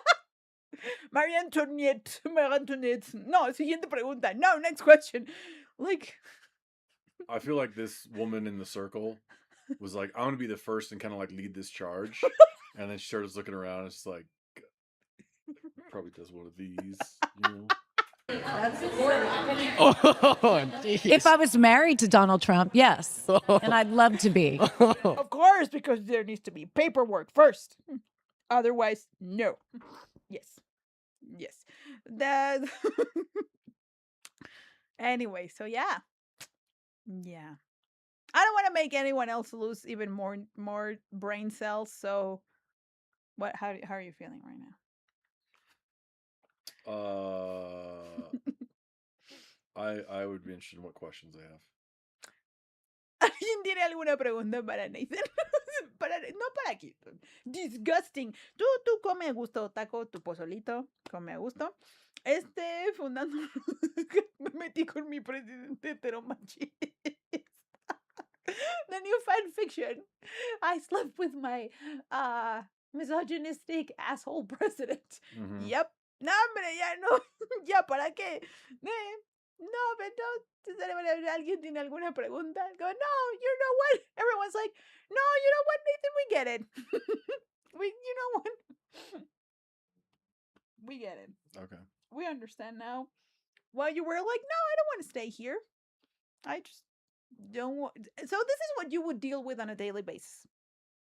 At a certain point. Yeah, it's just like the algorithms have shifted drastically since Trump returned. The American dream. Trump somehow returned. Somehow. Trump returned. Trump has returned? Because that same day is when Larry Ellison took over TikTok algorithm, and that's been engineered to be more and more conservative favoring, far right favoring. So and Meta's turn the screws the same way. I did have a question. Yes. I did have a question. What about MAGA gays are the ones that blow up Grindr every single time. That's correct. What's up with the leftist influencers on the White House website? Yeah, that's another reason why for me it was I know I won't be able to make the content I want to make safely. Okay. Because that's now we're normalizing the harassment and prosecution of people who are just content that are part of the media. Fuera de broma, and I'm gonna explain. I want you to know, okay, English and Spanish. Viene en inglés y viene en español. Viene en inglés y en español. First Spanish, primero en español. Yo cuando conocía a Nathan, yo ya tenía idea de lo mal que se estaban poniendo las cosas por allá. Pero conforme pasa el tiempo, me sigue cayendo el 20 de lo mal que se siguen poniendo. Y hace poquito vi un video de un creador de contenido. Y Nathan ya me había comentado, pero no lo había visto así de primera mano en el sitio web del gobierno de los Estados Unidos, de la Casa Blanca, que tienen un apartado de medios falsos, donde el sitio web oficial de la Casa Blanca tiene a medios de comunicación ya como fake news, como noticias falsas, y tiene un apartado de influencers de izquierda. El sitio web de la Casa Blanca. So, when you and I met, I was grasping the idea on how horrible things were getting in the States, not really comprehending just how bad. And then during all of this time that you and I have been together, I'm understanding more and more on just how horrible things that are getting in the States. And then, when you told me, and then I saw the video of this content creator of the official White House, government website. Okay, this is not some thread on Twitter or Truth Social. This is the government's website, official website of the U.S. government, they have this part of like media, and they accuse some media of being fake news media or just fake news overall, and also leftist influencers on their website. Influencers de izquierda, se los juro. En el sitio web, on the official White House website. Well, they have documentation. I mean, the president signed an order saying, like, we're going to consider terrorism to include people that are anti-capitalist, anti-Christian, a certain type of Christianity, anti-American, whatever that means, anti-family, traditional family, like just for being of the subset of people that is not for those things. So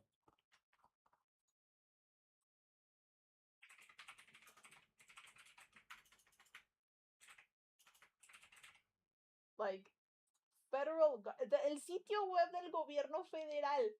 The White House is posting names of influencers who don't agree with their fascist regime on the whitehouse.gov website. It looks like they're even posting the names of reporters like MSNBC. Left-wing lunacy. That's the actual name. Lunáticos de izquierda. Así se llama. Ese es el nombre del apartado en el sitio web oficial. ¿Y por qué hay un apartado Trump account? And why is there like a menu Trump account? Why? I don't know. Yeah. So Peter Thiel was a mega donor for Trump's campaign. I have a question for Nate. What do you think will happen when the time comes for Trump to leave the presidency? I don't think he's going to make it that far. I think right now the race or the project is to keep him ticking until two different finish lines.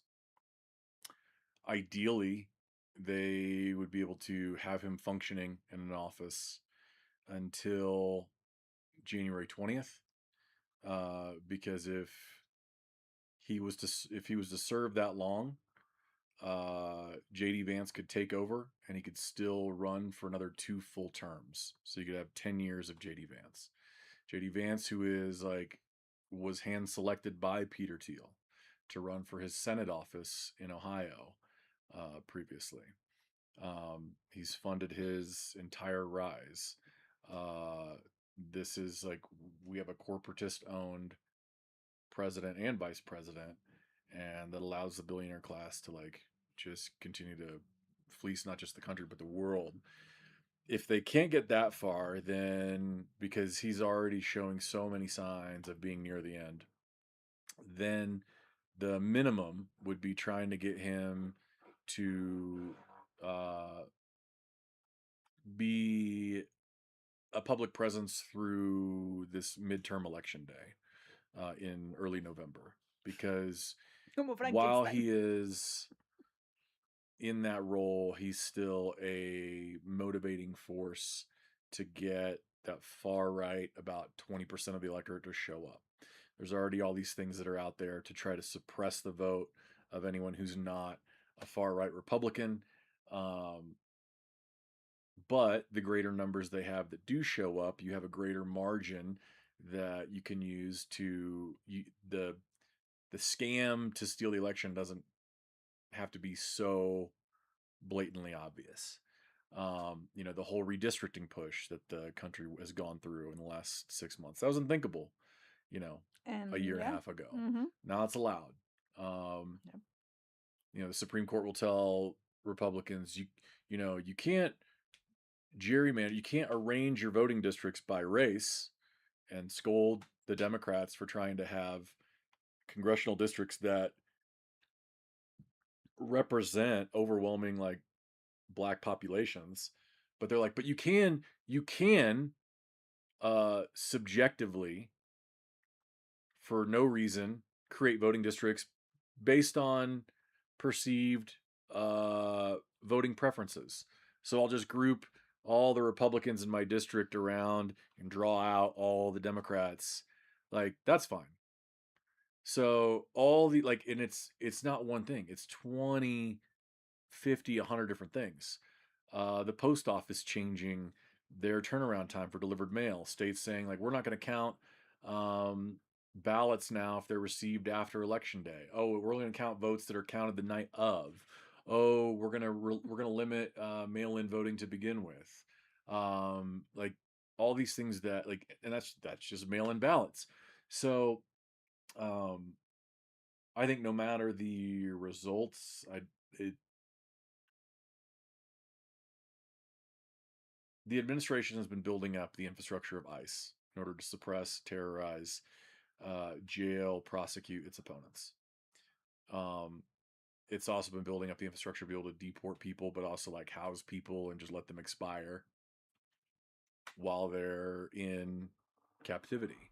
And so that's why they're chewing through money, tens of billions of dollars a month. So anyway, I'll just say it's just a lot easier if Trump is present for certain benchmarks, but the wheels are already off the car. Like there's no real bringing this back short of like holistic, like public revolution or,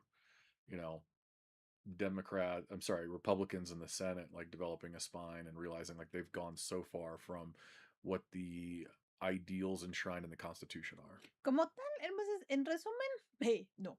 Pero, o sea, como tal, la respuesta de Nate, y voy a intentar resumirla lo mejor I'll posible. come back to your question in a minute, America. I'm gonna try to like translate it as best as my capabilities. It's that ahorita no sé si han visto a Trump recientemente, su cuadro de salud simplemente no se ve bien. O sea, no creemos que... De hecho, hace poquito estábamos platicando de que yo le pregunté, le dije, oye, ¿qué crees que le estén inyectando como Frankenstein para mantenerlo con vida? Porque en serio, no está bien de salud. Entonces, ahorita la pregunta es, tan siquiera si va a llegar a las próximas elecciones. Y si sí, ¿en qué calidad? Y aparte, si llega, también les va a servir muchísimo a los republicanos para que sea la imagen, pues para promover todavía más la imagen de J.D. Vance, que esa es la idea. Además de que si lo logra, J.D. tendría la posibilidad de estar pues por mucho más tiempo en la presidencia, porque él como tal, a pesar de que es el vicepresidente, todavía tiene 2 chances de ser el presidente de los Estados Unidos, que es la apuesta más segura que le tiraría al Partido Republicano. Entonces, como tal, no creo que ni siquiera Trump tenga la posibilidad de hacer sus desmanes como para quedarse más tiempo, porque ni siquiera creo que su estado de salud se lo permita. We were talking about it not too long ago, remember? Like, hey, what do you think? What medications do you think they're pumping into him to just like keep him? Of all sorts. I mean, that's why his hands are bruised. Tiene moretones en las manos. Ya se queda dormido a cada rato. He's on intravenous, like, he's on an IV of diuretics trying to get the fluid away from his heart and lungs because he's had. Está súper hinchado. He's going through like congestive heart failure. Es el karma, but yeah, but remember how he used to talk about Biden being just like too freaking old, and it's like. Yeah, I mean it's anytime you flip the evaluation around, it's just like it's just horrifically hypocritical, because this guy will just wander off, literally be asleep at the desk for 5 minutes at a time, and it'll be like, oh, he's blinking, and it's just bullshit. We have actually 2 great questions, so I'm going to keep V-mail ups, but also, going back to Americas, do you think there's a point of return? I mean, to leave this behind and find a little bit more of peace, maybe in like 10 years, like not in the near future? What do you think? Este es de América, así como, ¿y le ves un punto de regresar? I mean, I'll say this, like, the reason you know that I don't is because I'm here and I'm not back in the United States. I mean, the fact that like Brenda and I even met on a dating app that was an international dating app is because I already planned on being out of the States because I could see like how these things unfold. The problem is, I mean, I'll say this, you look at and part of this is like obviously me being in the US for so long, and that I'm always going to be dialed into what's going on there. Is I'm probably seeing a lot more of the day-to-day than somebody with the information diet who is a long-time citizen of Mexico or Venezuela is going to see. But one of the things that I remember, I've got a friend, a mutual follow on some of the platforms, who was a professor of political psychology, and she's German, but was a professor in the United States, and she went back to Germany because she sees what's happening. She's But awesome. there's also like, I mean, there's multiple you know, historians and academics that specialize in the field of like authoritarianism, fascism, um, you know, all these things that are really scary that left, you know, way earlier than I did. I would have left earlier, but it was everything that I was kind of wrapping up post divorce, and so um, it's like they leave because they know the point of no return has already happened. Or that things would drastically have to turn around in a way that doesn't seem plausible or likely. And that's what, like, there's certain indicators, you know, I've talked about a certain provision that was in the budget bill last year that was basically going to make it impossible to hold the executive branch accountable.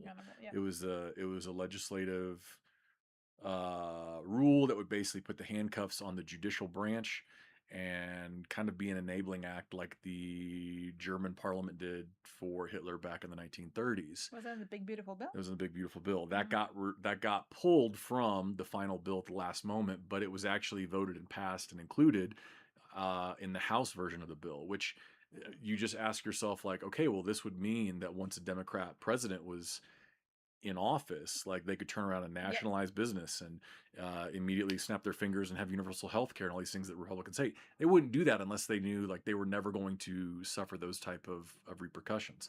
So like there's just, you know, I think even back to things during the election cycle. I mean, I won't go into like over and over and over in more detail, but like there's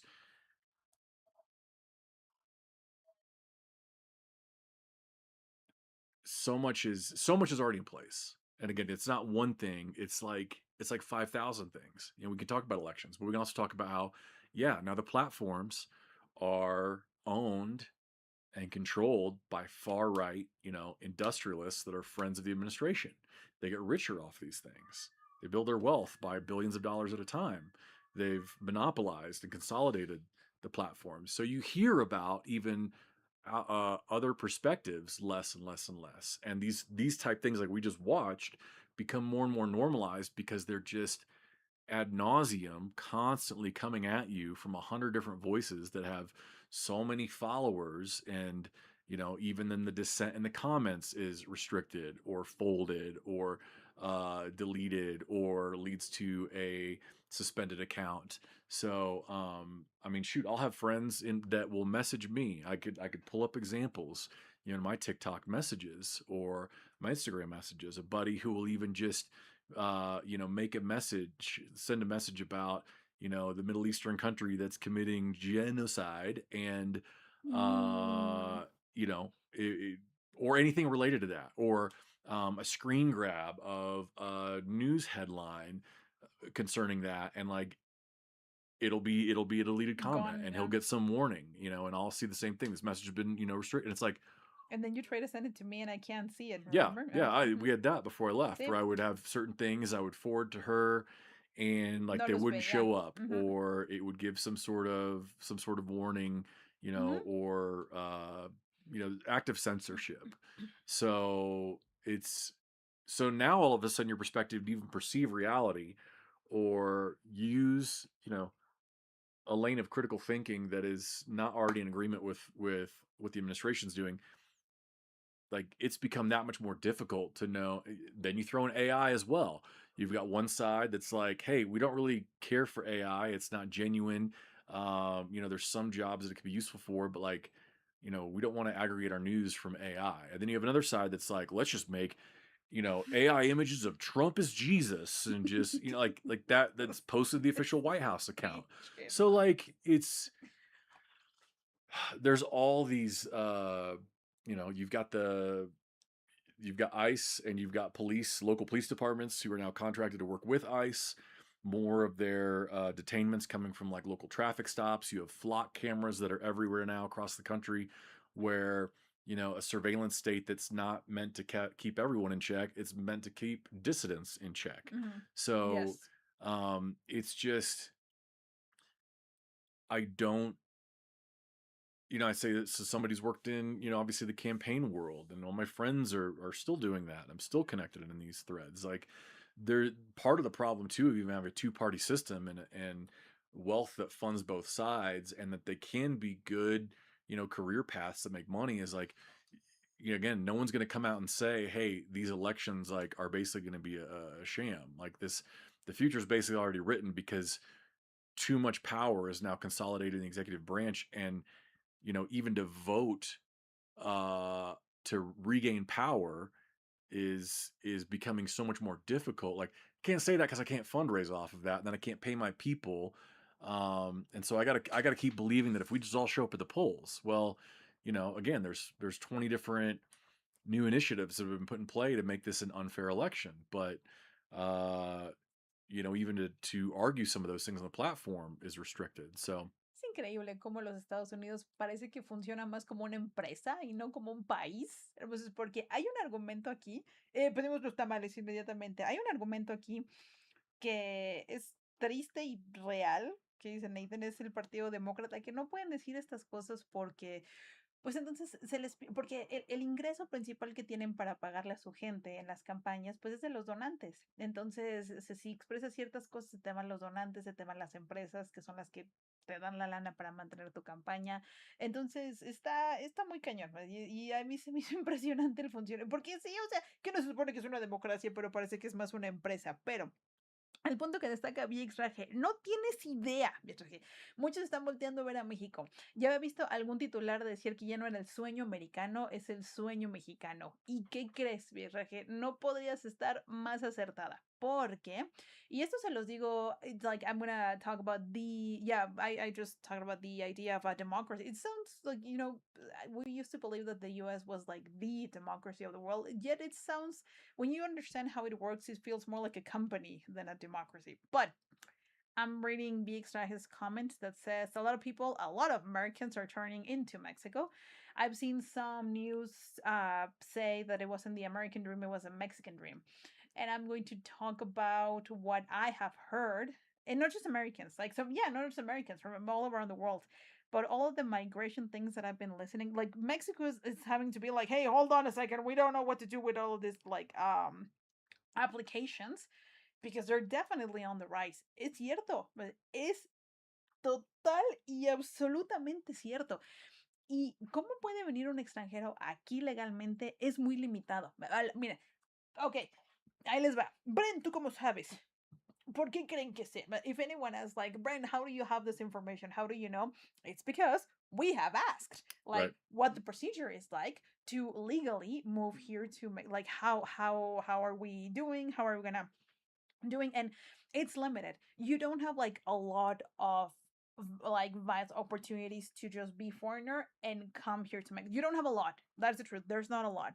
So it's las maneras de las cuales un extranjero puede venir aquí a tramitar, sobre todo puede ser una residencia temporal o una visa, tiene que ser una visa de trabajo, pero por ejemplo, hay experiencia, there's experience, definitely there's there's experience over there, pero es o con mucho billete, pero dirían, Brian, ¿qué tanto es mucho billete? Mucho billete.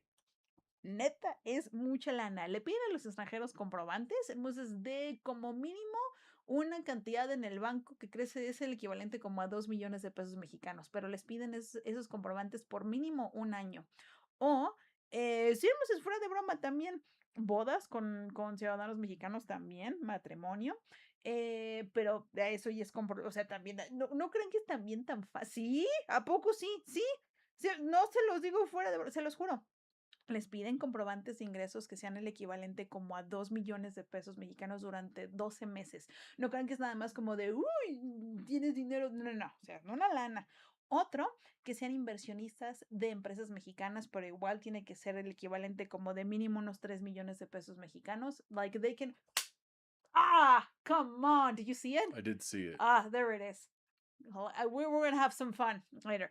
Mucho gringo vive aquí, le hacen con muchos men y vienen cada 3 meses. Justo, like there's a lot of foreigners that just come and go every X amount of time. Which is true, that is also, y es que ese es parte del sistema, porque es parte de.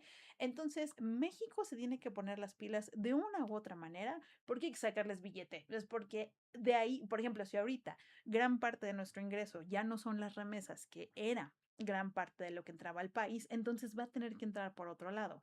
Like, this is true, and this is how the legal system works, because it's true. Like, if you come as a tourist, then yeah, you can go back and forth, and Mexico will keep allowing for this to happen, but they will not be able to sustain this for a long time, or Mexico has to be like, hey, we need to take advantage of the situation, as we should, because the one of the largest amounts of money that would be of income to the entire country would be what our own people would send from the United States. And since that doesn't exist anymore, then that money has to come from somewhere else. So I think that right now Mexico is going through a moment of like, what do we do? Like, we cannot be like, oh no, we don't want foreigners. We're gonna take so many foreigners, but how? And how much? And how is it gonna work? Entonces, ahorita les aseguro que ahorita están en migración, pero así miren, midiendo cómo le vamos a hacer. Porque les juro, la lana que les piden a los extranjeros, o sea, venir aquí por lana, les juro, no es barato y no es fácil. Les prometo que no. O sea, a veces parece que sí, pero no. Parece fácil porque sí tienes a mucho extranjero entrando y saliendo, pero yo no sé cuánto tiempo también van a seguir permitiendo eso. Like, do you think Mexico is going to keep allowing for a huge, like, oh yeah, for many, many years to be like, oh yeah, foreigners can come and go like as much as they want? If there's so many entering the country, I don't think they're going to allow for that to keep happening so easily. Maybe in the years to come. I don't know. I mean, we've got so many potential, like, ¿En serio? Se los juro. crises of existence Sí. that are unfolding ¿Cuál between eliges? AI, Which one climate do you choose? change, water scarcity. Put the mosquito. You know, there's so many ways for the like, and it just, these things compound and make it, you know, I say that because, like, okay, we build all these data centers in the US and it's just adding to climate change issues. So like, what happens is you've got these countries, like for the countries that can hold on to their democracies, truly, not just be a, you know, oh, we vote every once in a while, but like they're bought and paid for by those that own the media and the industrialist bunch. You know, places like Mexico, like Uruguay, like Brazil. Although Brazil's like, I mean, the far right is amping up their Christian nationalist push, Oh, yeah. which unites with their industrialist push, which like unites with their far right media takeover. Like, Yes, unfortunately. these countries that are like really decent places to live.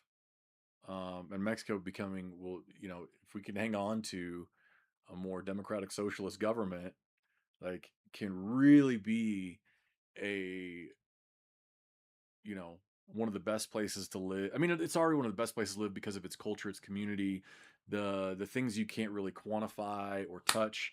It's already one of the best places in the world. So And people who come here say that no matter where they're from. It's like sí. immediately one of their favorites. But like when you talk about things like the infrastructure, you know, things that can't be owned by one person, or the things that just make some of the quality of life, like in the year 2026 and beyond, you know, those things can be improved. You know, the country could just be, it could be wildly beyond the quality of life, the standard of living that the United States has probably in 15 to 20 years. Mexico, sí. If it, you know, is able to kind of protect the, you know, I think that's why I get really kind of pissed when I see some of the, you know, the propaganda machine trying to work against some of these initiatives that are going to actually benefit people's lives, like universal health care or like labor reform, protecting people's labor rights. Like, those are genuinely wonderful things that we wish we had in the United States. But they need to be given time to like take root and have a return on that investment. And of course, those that are being asked to pay more and not be so extravagantly rich and wealthy so that more people can benefit, they're angry about that. So I think it's there's a yeah, like you obviously get to a limit. Um, at the same time, like on the immigration front, like the idea of like immigration restrictions is like if you want to come, if you like for me, yeah, the door's open if I want to bring the wealth that I've already, Mhm. you know, not wealth like I'm wealthy, but like my No, but my dollars, yeah, if my I money. want to come here and spend them here and put them in the Mexican economy, Yeah. the door's open for me to do that. Yes. However, if I want to say, okay, I want to take part in the Mexican economy and also generate income from Mexicans, you know, or the business Oh, here, that changes. now there's a lot more hoops I have to jump through Yep. because like, well, you could take that back home.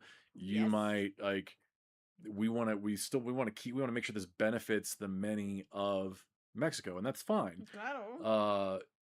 You know, but when you do have a large, like what we call like a diaspora, when you have a dispersed population that's in another country like the United States and is able to send a lot of money back, and that faucet is basically turned off, well, now you have less dollars entering the economy. You also have those people, good number that are being sent back, you know, or don't have the freedom to work there anymore. So you're having to do more with less, and you're trying to figure out where do we make up for that, you know, lack of revenue. You know, do we export more? Do we have to raise taxes, and who do we raise those on? Do we Yep. offer less benefits? Like it creates a real issue. And so you like yeah, I think the world is going to increasingly start becoming this like far right authoritarian bloc versus like this social democracy bloc of like a lot of the Nordic countries, a few of like the left leaning governments here in South and Central America, um, and you know, and some Asian countries as well, and trying to figure out, okay, uh, how do we make this work as a system? Being because yeah, there's a lot of Why are Americans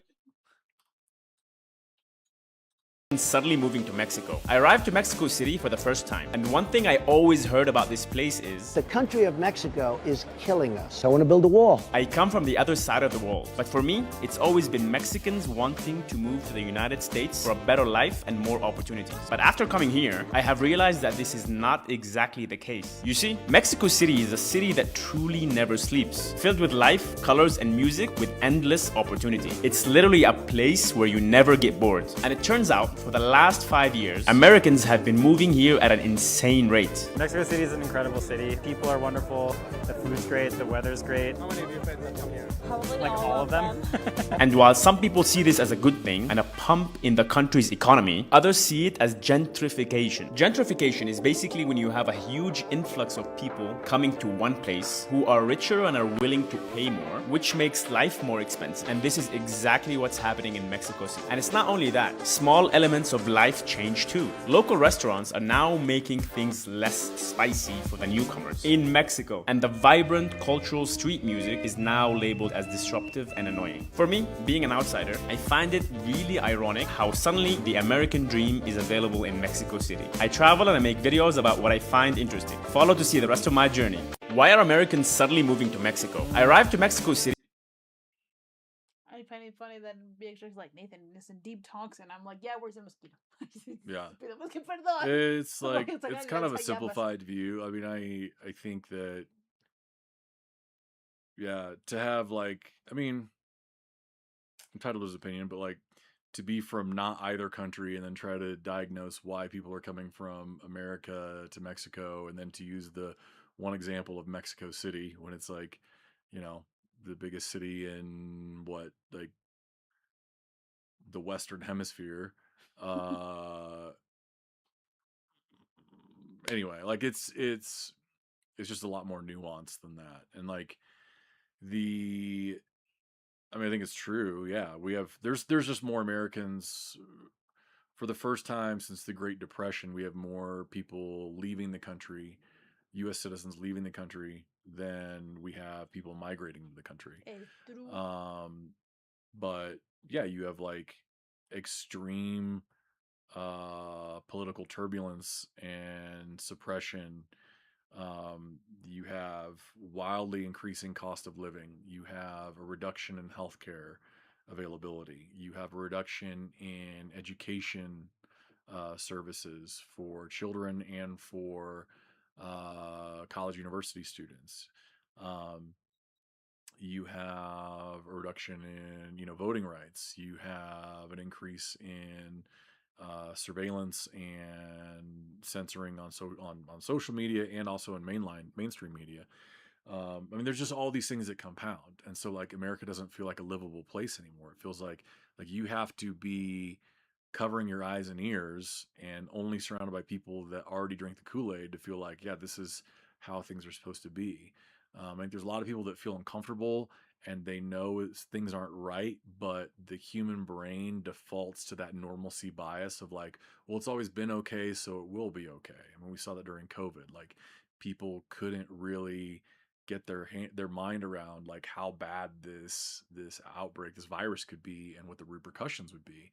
Um, that's why people pushing back, like, oh, you're overdoing it in some of these safety measures and these vaccine mandates. But like, it's it's bad. It just takes time to unfold, and we're in the middle of things continue. Like, it's just kind of started that upward exponential growth of um, oppression and censorship and targeting of people that aren't part of that like 20 to 25%.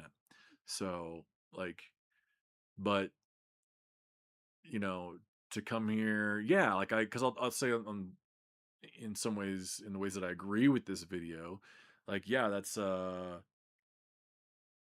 like gentrification being a real thing, a real issue. Like, that's why, like, even when I'm like going around trying to figure out like, well, where would I want to live, or where would I want to, like, I don't like really spending a lot of time. She knows this. She hears me say this all the time. But like, Condessa and Roma are they just kind of feel gross to me.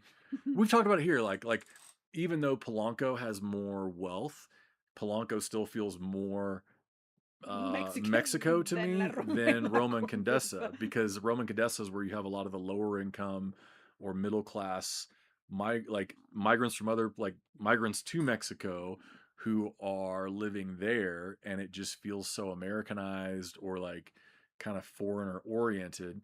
And that's not, when I hear people that come here and they don't even make an attempt to speak the language, or they center themselves, like, the great thing about going to someplace else, or especially being an American where our media tends to dominate like on a global stage, like, the more time I'm out of that, the more I realize like I'm a pretty global thinker to begin with.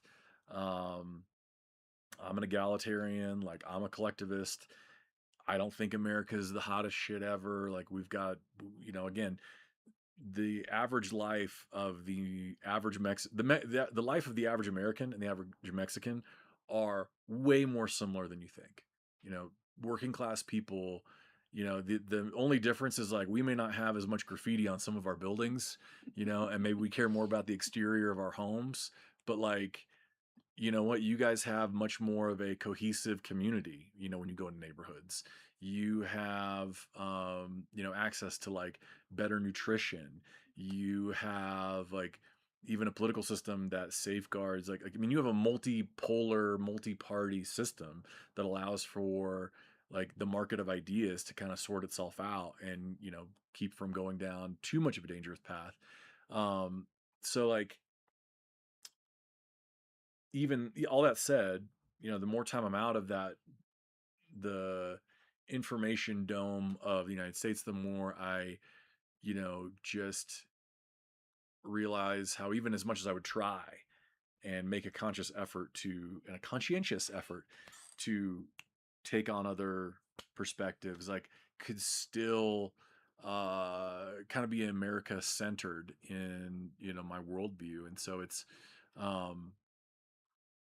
I don't know. I don't think I don't like to shame or disparage people from moving when they feel like it's the right move for them, when they, because it's difficult. Like, it's hard. Like, you give up. I mean, I have, I mean, you guys saw it last week. You know, I've left as small as it sounds to some people. Like you guys watch me get emotional when I talk about my dogs that I've left behind. Like to move to another country, like think about how bad things have to be. And obviously, like I realize I'm kind of like it's dumb to even say that out loud to an audience that is largely based in Mexico because you all know people who have made those choices to go to the United States or elsewhere. But like it's it's a wild thing to be like, I'm going to pick up from everything I've known. I'm going to leave my family, friends behind because I think it is just far better to be someplace else where I am complete fish out of water.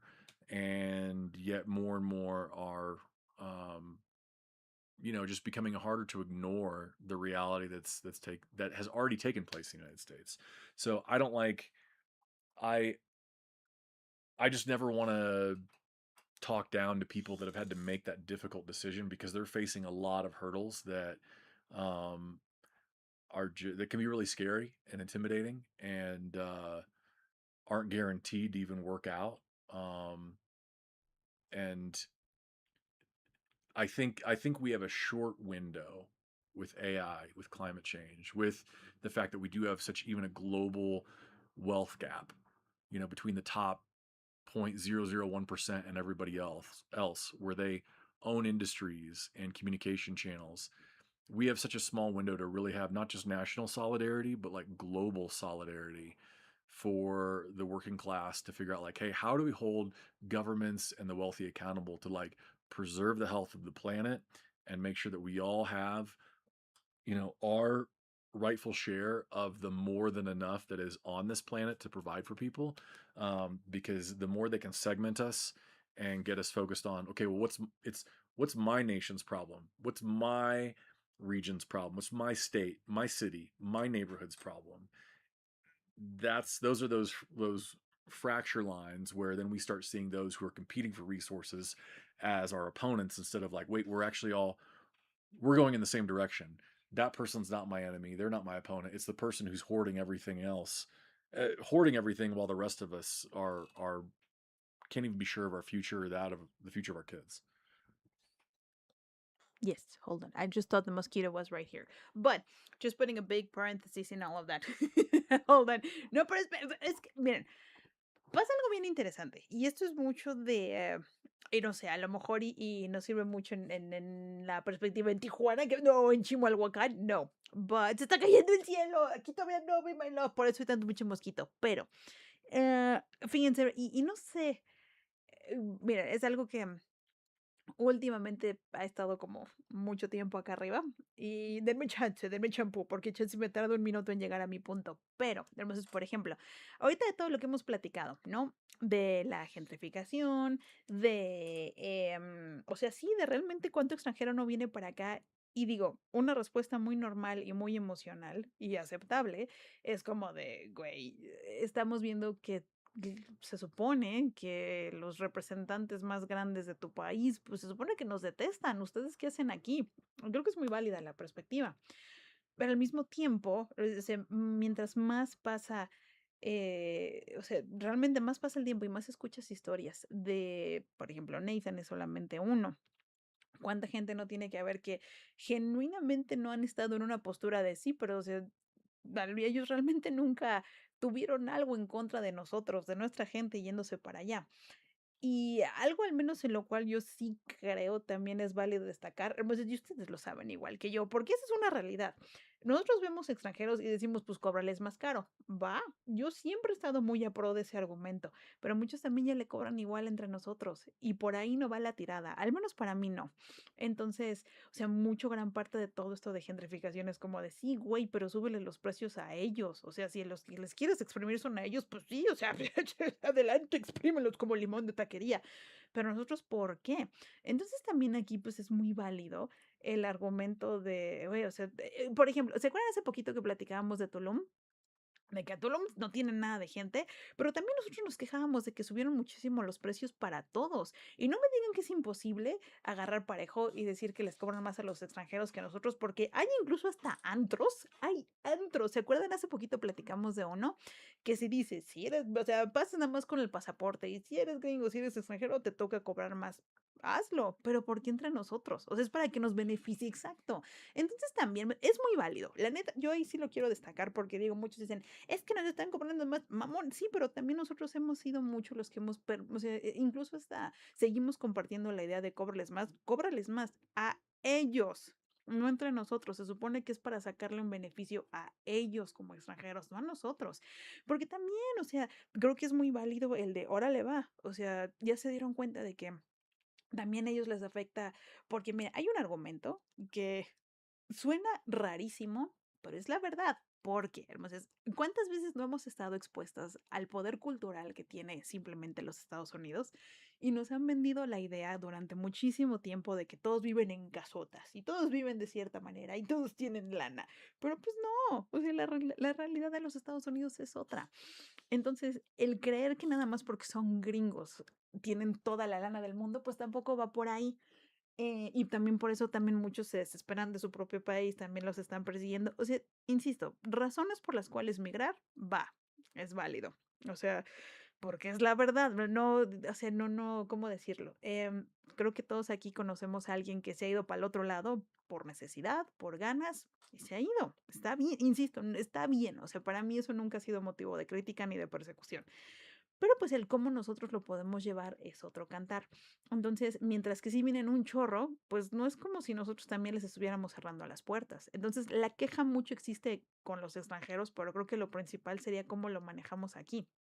Entonces, porque es la neta, o sea, y también es algo súper interesante, ¿no? Porque nosotros estamos tan acostumbrados a la idea de que nosotros somos los que nos tenemos que ir para allá por necesidad y ahora resulta que es al revés. Insisto, la respuesta emocional de, güey, espérame, ¿qué pedo? ¿Qué no se supone que era al revés? Pero ahorita aquí ya está cambiando el panorama, es cuando, o sea, es muy válido decir, ok, entonces ahora, ¿cómo le hacemos nosotros para que no lleguen y nos terminen pisoteando cuando este es nuestro país? Entonces creo que es lo que se debería de mejorar y lo que deberíamos de hacer. O sea, en lugar de decirles, no, es como de, órale, va, pero lamentablemente les va a tocar pagar las consecuencias de todo lo que ha pasado.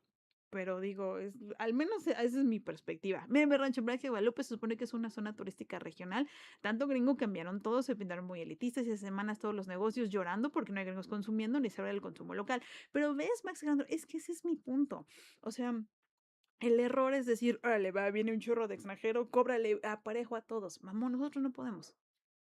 No podemos. Entonces, tiene que haber una manera de la cual la manejemos para que no terminemos perdiendo más nosotros. Porque claramente no está funcionando. Like for me, it's just, and I think, I think just to explain, it's like so many foreigners are coming here. And yes, many people around the world can have multiple reasons why they want to migrate somewhere else. That will never be a reason of critique or persecution for me. But at the same time, it's like my own people.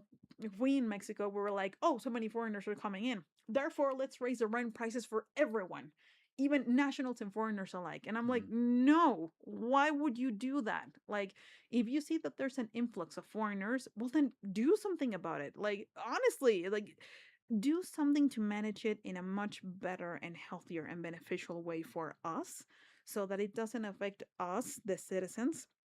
And yeah, like if there's an opportunity of better living for foreigners in here, well, then it's fair because there's so many countries and it's so expensive to move to other countries. Yeah. Why would Mexico be the exception? Like that's the problem. And for me, it's like so many people, so many Mexicans are complaining about foreigners coming in here. But to me, it's like, yeah, foreigners come, but what are we doing to manage it? Like, what are we doing to actually making to improve our quality of life instead of just giving other people the opportunities that clearly we our own cannot pay? That's how I see it. Like, yeah, and I mean, we have that's how my perspective is on that because we're the ones that have the open doors. So if we're the ones that can manage that, then why don't we? Like it's just like that. Nuestra propia gente que te ve como alguien si no es extranjero, justo, pues somos carnales de la misma sangre. That's true. Like so many of our own, Max Alejandro and Be My Love, they're pointing out how in some areas that are considered like tourist areas, like just because they had a big influx of foreigners, and we always say Americans because Americans are the bigger group of tourists, but there's always a lot of foreigners, and just because there were a lot of them, they used to treat Americans and foreigners better than Right. our own. And now that we want to go there, they used to see like, oh, like they're Mexicans. Like, dude, we're the same. Mm-hmm. We're all, like, why the fuck do you think that they're so much better than? What the Yeah. fuck is wrong with you? They're not. They're seriously not. There's no freaking difference. And now that those businesses are shutting down, they have no visitors, they don't even have foreigners anymore. They don't have nationals. Now they're complaining. I was like, oh, well, if it isn't the consequences of your decisions, if it is the consequence of your own actions, because they're like, there's no people. Yeah, well, maybe you shouldn't have double, quadruple your prices from the beginning. Right. So that's the truth. Y es la neta, así lo veo yo. Like, you remember that story on like the nightclub in La Roma? That they were like, yeah, we're going to charge more. Yeah. Like, it was Mhm. like, go ahead. Go ahead. And so many Americans were like, well, we're not going to go there. It's like, okay, just don't go. But that is the truth. This turística siempre que paso te quieren cobrar en dólar. You see, like Max Alejandro lives near tourist areas and Yeah, I he saw that always, post comment. yeah, like they want to charge us in US dollars. I don't have US dollars, Right. dude. Like this is the consequences of your own actions. So I will say also, though like, too, like there's also these are things that like are again also shared by people in the U.S. Like ask, and that's not to mitigate what you got. Like this is to say again, the pains and the obstacles to just living are shared by working class people across borders. Go to urban areas, go to suburban areas in the States, and you'll hear, oh, well, these foreign investors came and built this, and now all of our, I mean, my buddy that I that I launched socials for, who ran for office in San Francisco, that was a big part of his platform, was like affordable housing, because like it's not available. Like you would have to be some, tech executive just to buy a, entry level home in that area. But it's like that everywhere. Or then you talk about the tourism issue. I mean, Las Vegas is basically on the brink of shutting down. Not to mention their water supply is about to run out in the next 6 months, which means their power supply will run out in the next 6 months because it's largely hydroelectric. So like, and then when there's no tourists, that means that yeah, locals don't have businesses close and locals who work don't have the income needed to survive. so then Like, what do you do? what do you do? Yeah, Yeah. and that's why like all these things are dependent on, you know, the world is this giant organism, even humanity as a whole. This in some ways a singular organism where like all these parts have to work together, and the more you segment it, a virus can own its part of the body, but like the whole thing breaks down. So it's, it's tricky. And because I think of like my own, coming here, I have my own, the tension of like, okay, so like just to kind of like, just what goes through my head. And I'm not saying this is the right way. Like you can evaluate better or worse. Like I don't like Roman Condesa, but I really love San Rafael because it's like it's kind of downtown. It's between all these things that are interesting. There's a lot of like, some artists and some like I like the history of the place. It's more working class. It feels much more, lived in by the Mexican population.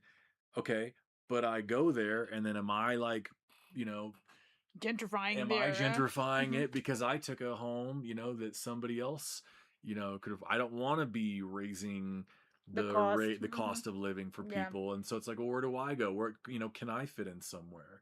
And there's that push pull, and I feel it too. Like I, just know that there's easily people I could come across. I know they're out there. I've seen them occasionally in comments. Saw them in the live when I was live streaming during the parade. Of people that were like, "Go back to your own country," or like, "Don't come here." And I'm like, y'all even know the world and like the worldview I come from and the work I've done. And at the same time, I don't blame you for feeling that way. And, I've got to continue to do work to show people like that, like, well, evaluate me based on my values. And if I can, uh, be of benefit to like a greater community, but you know, I can't say they're wrong for feeling that way.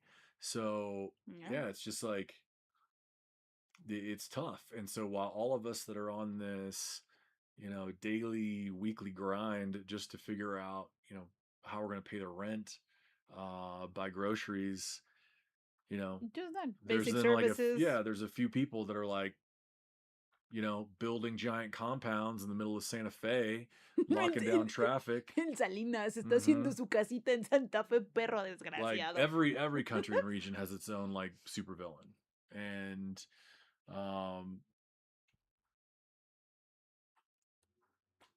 yeah, just kind of it's where we're at. That's where we're at. Ya ahí estamos.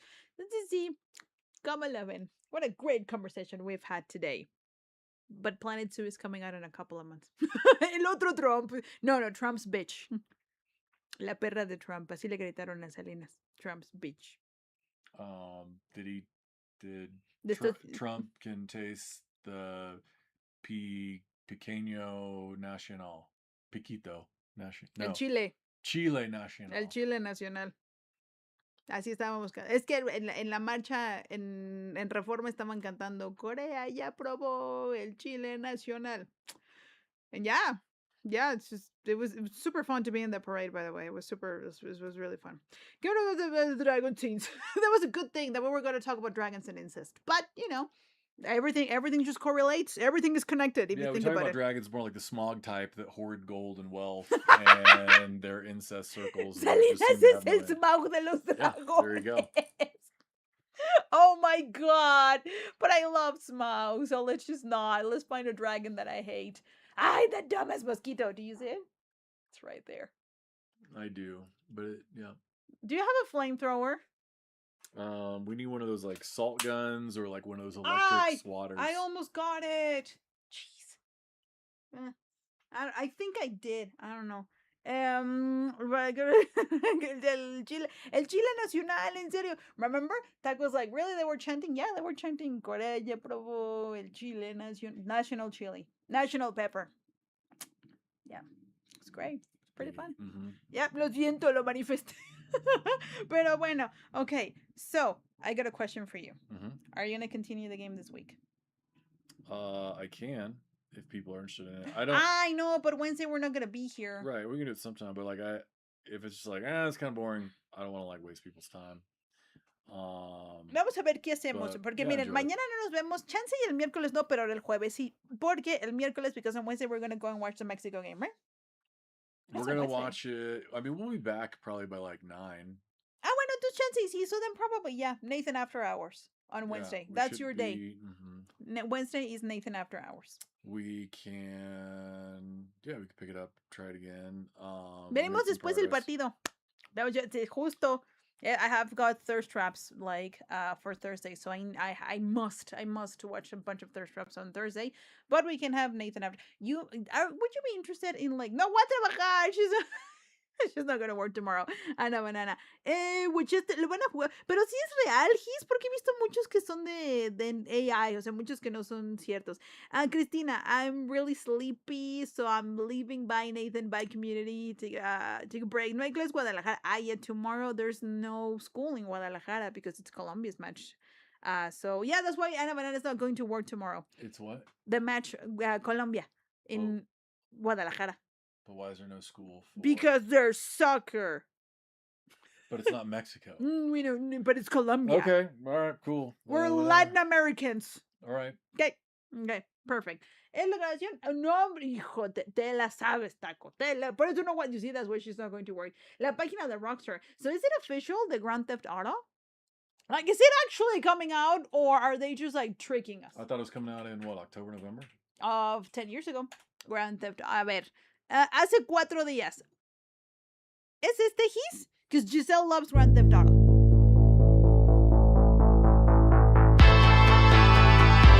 Speaking about Giselle, can we talk about Giselle's post for Father's Day? Can we just make 5 minutes?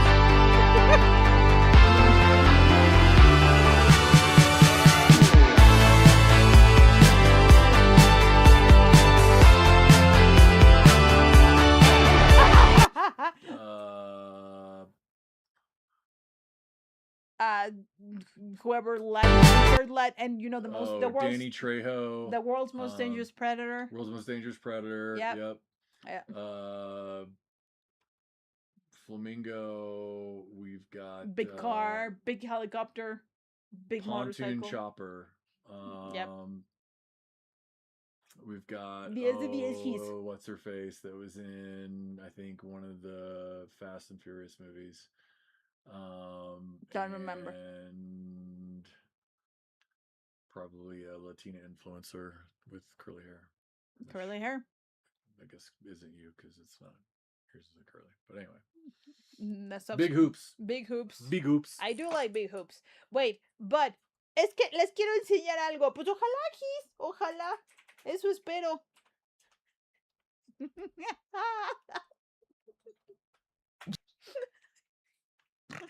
Hagan de cuenta que Giselle hizo un super post en Instagram de felicidad del padre, mi estimado Joaquín. O sea, y no mencionó, pero ni madres, a Tom. O sea, poco le faltó para decir, y Tom, te chinga tu madre. Giselle Bündchen is sharing the love this Father's Day. The supermodel takes to Instagram on June 21st to celebrate her husband, my dear husband. Speaking, wait a second. Best father ever, and fuck you, Tom. Well, this is good. Valente, with the heartfelt tribute celebrating his role as a father. Alongside a series of sweet family photos, Giselle writes in the caption, "Thank you for leading by example and for the value." Right? Yeah. Okay, so I mean, I'll give them that. I forgot until today that they had another baby. But she had a baby with him. But yeah, it was kind of like. But still, it was like, oh my dear, thank you for leading by example. Check out, and for the values you embody: love, humility, integrity. Saying discipline and without mentioning, come on now, kindness. Because I kind of there is a part of me wants to be like, hey, you in your like self-funded Brazilian jiu-jitsu MMA, red pill bro studio you launched.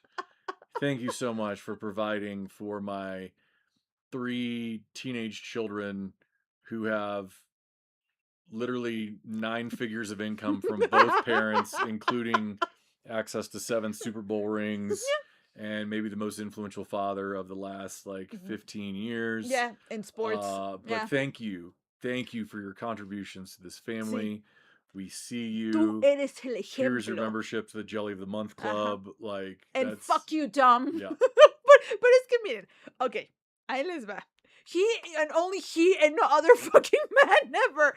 Con Tom tuvo 2. Yeah. Con Tom tuvo 2. Con este güey tiene 1.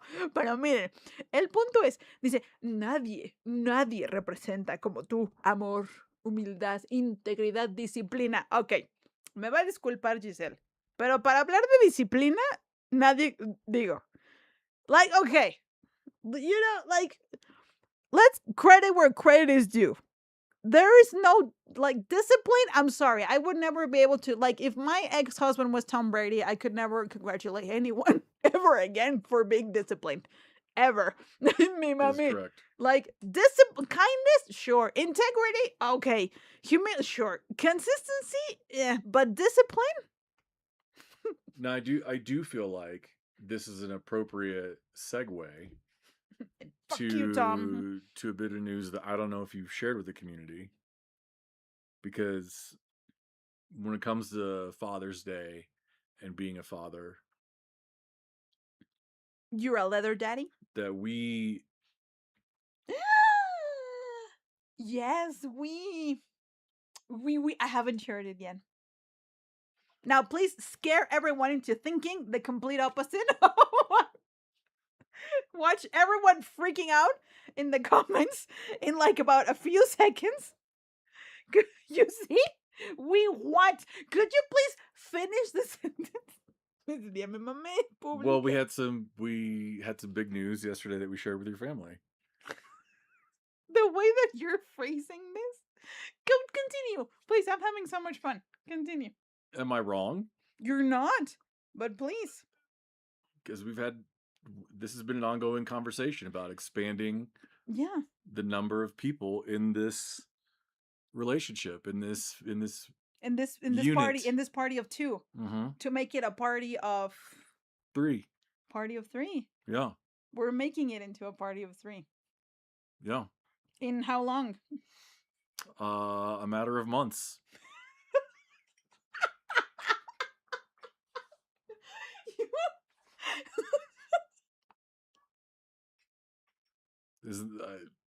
Isn't that common knowledge? There's a gestation period that takes place.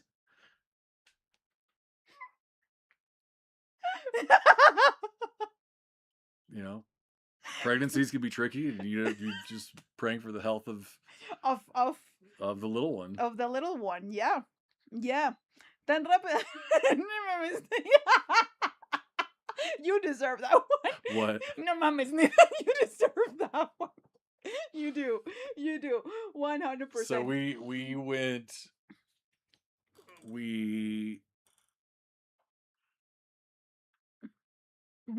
Yes, we please. talked to a professional yesterday. Yes.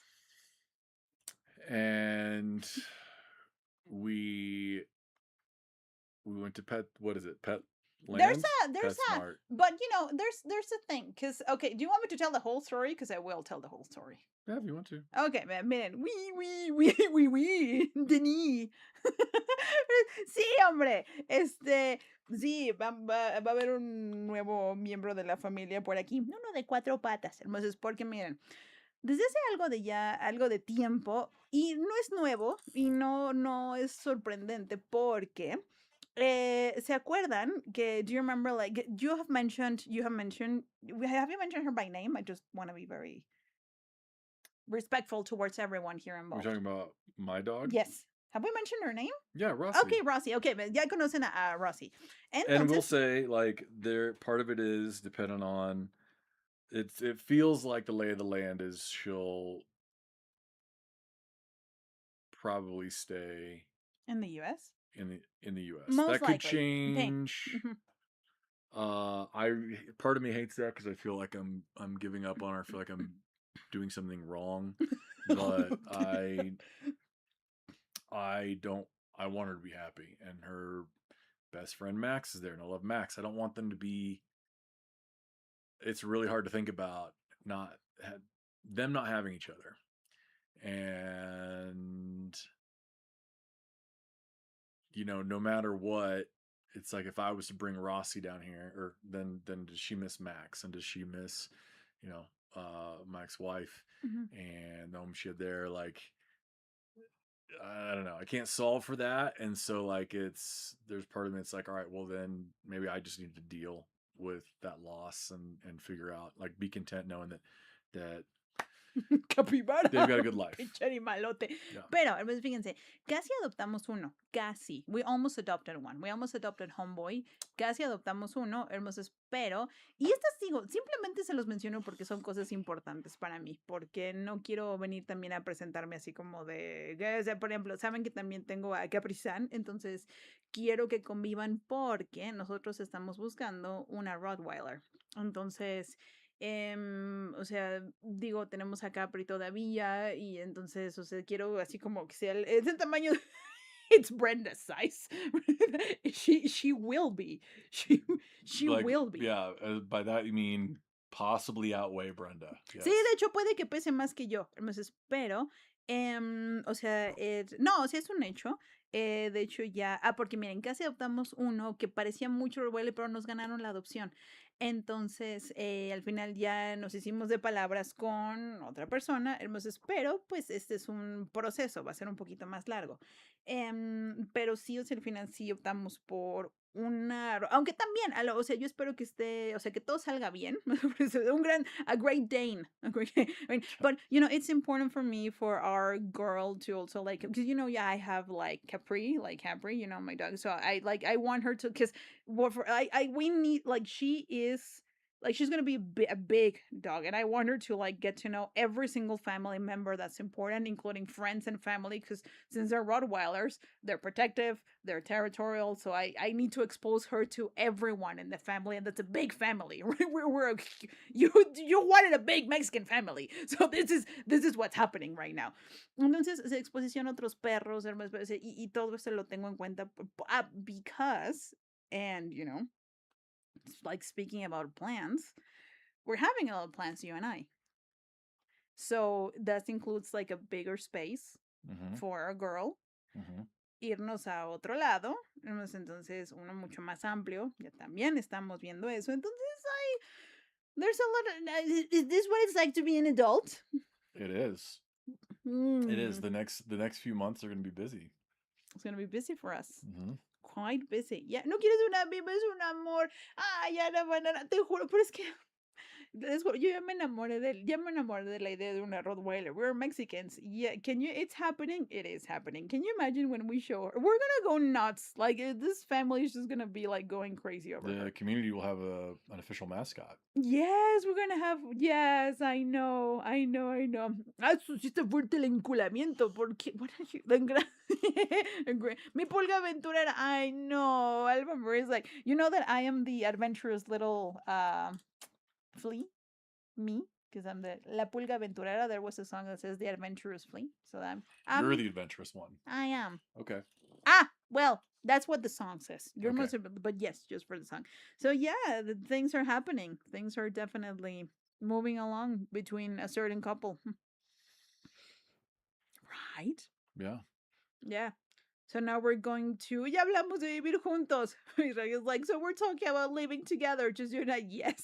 Definitely. Yes, someone. Con cachorro and with a puppy. Yeah. So puppy, this is becoming yeah. So I think you said the expected arrival. We would have her between... It's like October, right? Yes. Somewhere in October? Yeah. So we will have, ideally, our girl, cute little pumpkin princess. Our girl, running around and driving us nuts and being very happy. Yep, la pulga sí creció. ¿Sí? How do you say pumpkin? Calabaza. Calabaza? Like Calabasas in California? Yes, that's how. Do they grow pumpkins there? No, not that I know of. Not really. I'm gonna confuse that with caballeros. Caballeros, the bathroom. I'm gonna go to the bathroom. Please, knights over here. Yeah. And wait, what's head? What's head? Cabeza. And what's highway again? Carretera. All right. Yeah. Tenemos el correo porque no me iré con cualquiera. Do we have a name or is it secret until she gets here? We have a couple of ideas. We still have to decide between our two ideas. I want to keep the original one for our reasons. I want to keep, but the second one sounds cute too. The second one has been growing on me today. But the first one, I want to be like, for her to be like, the fuck do you want? Para que es que les juro, cuando ya les explico. We could tell them what our potential names are. We get a reaction, see what the crowd thinks. Okay, una es Lana. You explain number one, I'll explain number two. Okay, Lana, porque hay una serie que se llama Archer, no sé si la han visto, véanla, es lo máximo. Pero Archer es una serie que nos gusta mucho. Y hay una parte en donde del personaje de Archer y Lana medio acosadora. Like, yes, 100%. Is your character name Breathen? Lana. So it's because hay un episodio en donde Archer le está gritando a Lana, pero Lana ahí está. Entonces, you need to almost show the clip. Lana, yes. Luego les explico. I'll show it later because I feel like it's going to take forever. But le quiero poner Lana. Y el otro, and the other name is... So, here we go. Rossi, it's named Rocinante, which is like... Lana del Rey, ándale, así. The spaceship from my favorite sci-fi show. But she's named that because the main character his favorite book is Don Quixote. And so Don that's why Quixote. he's like, okay, let's name this ship Rocinante. And Rocinante, they call it Rossi. Mm-hmm. And so I'm like, well, you know, we could keep the theme and also give her a Spanish name and call her Dulcinea, Dulce. and then just call her Dulce or Dulce. So that's number 2 right now. Lana or Dulce? Dulce Lana. You know what? Why not? Dulce Lana. Yo porque Juna en mi casa por nada. You know what? Like if Alba Marie named Juna her cat for Namjoon, I think we can call Jungkook.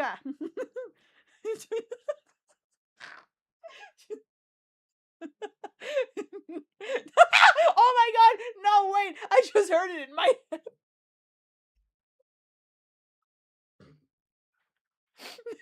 Jungkook. I mean, why not? It sounds original. And with our last names, it's just gonna sound so much better. Yep. Está muy enamorada de su cachorro. Pero por un soy demasiado lógica y pero ves las consecuencias antes de tomar la decisión. Yeah, he's getting into it. He's getting Jungkook. It's growing on me. I swear, you end up choosing Jungkook. I don't know what I'm gonna do, but she's gonna be like big girl. She'll be a big girl. That's why we need to. Like, yeah. Well, let me also take a moment. That I had told her, I was like, look, if Rossi stays there, then I need to get a big girl dog. And I just love the Rottweiler face. They have the cutest faces. They're very expressive. They're very emotionally expressive, and they're very sweet. And Rossi wasn't a full Rottweiler. So it's different enough. It doesn't feel like the same dog to me. So I'm like, I want to get a Rottweiler. And so I'm like, you know what? Let's just get. So here was the deal. No. Wait. Here's the story. So we saw the dog last week at the place that was the potential adoption. It was adoption candidate. Yes. That I took the video of. We had referred to him playfully as Homeboy. Our name for him was going to be Miller. Kind of sad about. But so we went, and we had not said, okay, if he's there yesterday, that we're getting him. But it kind of felt like if he was, we were probably going to pull the trigger and get him.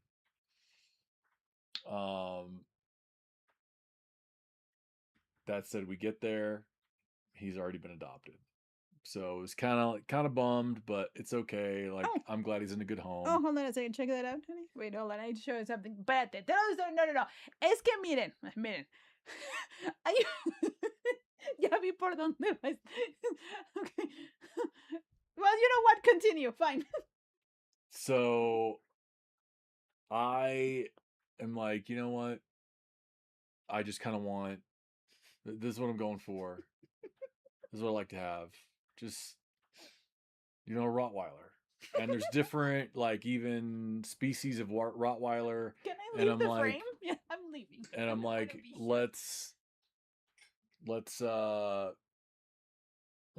find one that's going to be like a good average size. Any Rottweiler. Any dog. Any girl Rottweiler. This is my deal. A girl Rottweiler with a long tail. Because I don't like the nub tails. Because their tails are big and they have a personality of their own. And they just... I feel like it's better for them. Better balance. So we're walking through the mall to like go to the next location. And Brenda's over here on her phone. And I look over at her. I'm like, what are you doing? And she's like, don't pay attention to me. You do your own thing. Because okay, nada más. Un disclaimer. Si él voltea a ver mi teléfono, like if you just look down, you have all of this view. It's that you had her body language was a little shifty.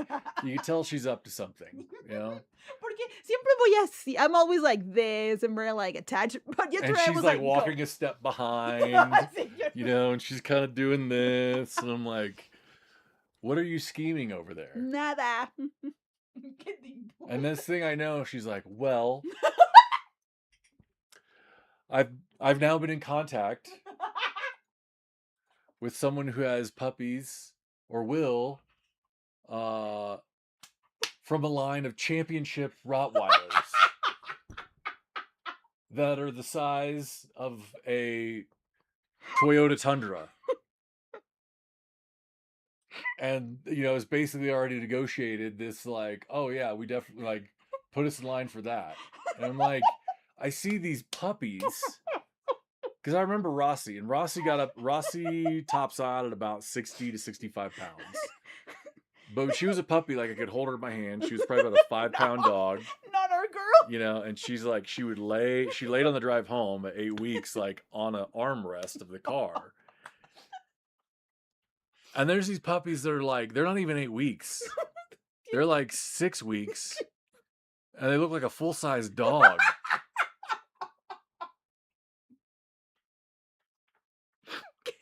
I mean, they're freaking huge, dude. No quieres un campeón. You don't want a champion. It's literally, it's like the size of my forearm, and it's 6 weeks old. And it's like, what do I do with it? Yeah. Let me show them. Like, what lab experiment Let me show them the photo. are we getting this from? I'm gonna show. And I have to, like, do the math in my head, because I'm like, all right, I realize these are people in Mexico. They're slightly smaller than me. So maybe they have smaller arms and hands, and the puppy just looks bigger. And it's like, no, this is still a really big. This is the dad.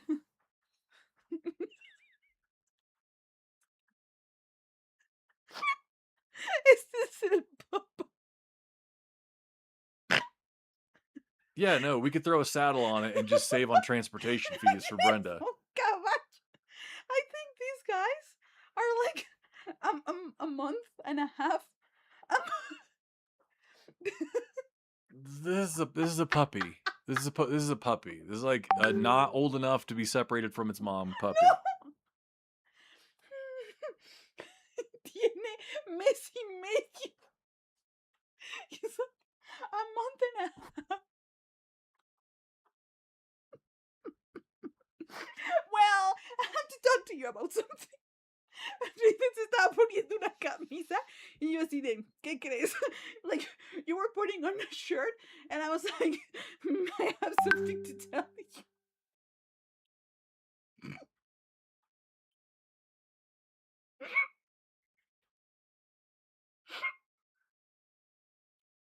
And yeah, super cute. Like, we'll be the happiest dog parents ever. You'll definitely have a new mascot for the program. Bye. I'm sure you will see her. I mean, hey, if you guys if we all stick around with each other, like, you'll see her grow into a horse. 50-kilogram wildebeest. So se fue un drago.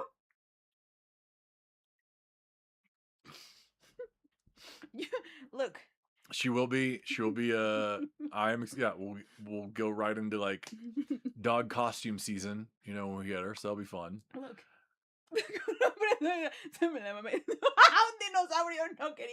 Now, this is why, and I want you to tell everyone in this beautiful community just how great of a couple we are. Because you have the ideas, and what do?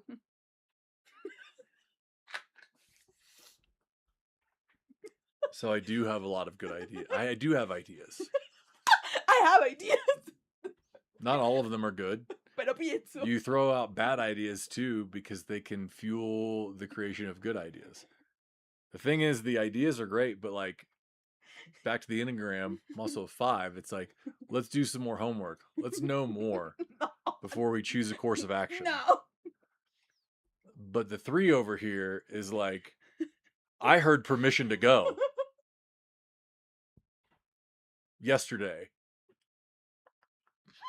And so here we are. Huge ideas. That's what I have. I don't have good ideas. I have huge. Una orca. You didn't want a whale? You didn't want a horse, Brenda? Are you sure? Yeah. You see, but that's you're like, we need more information. I'm like, no. ¿Pa qué? Okay. Like, these she's gonna be a chonk, man.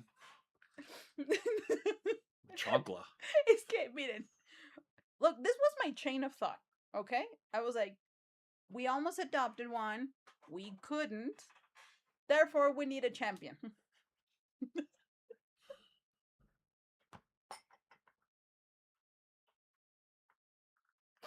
This is life telling me you want a championship dog.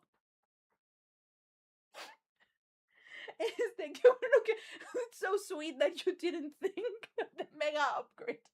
That you didn't think that a Saint Bernard was cute. Otherwise, or a Great Dane. Yeah, because I think sometimes Brenda forgets that we live in Mexico City. What's it, Brian? That it's not like homes here are just expansive for giant horse dogs. Mi pan coquito. She's like, oh no, they took my puppy. I'll go get a champion. Yeah, exactly. I'll show them.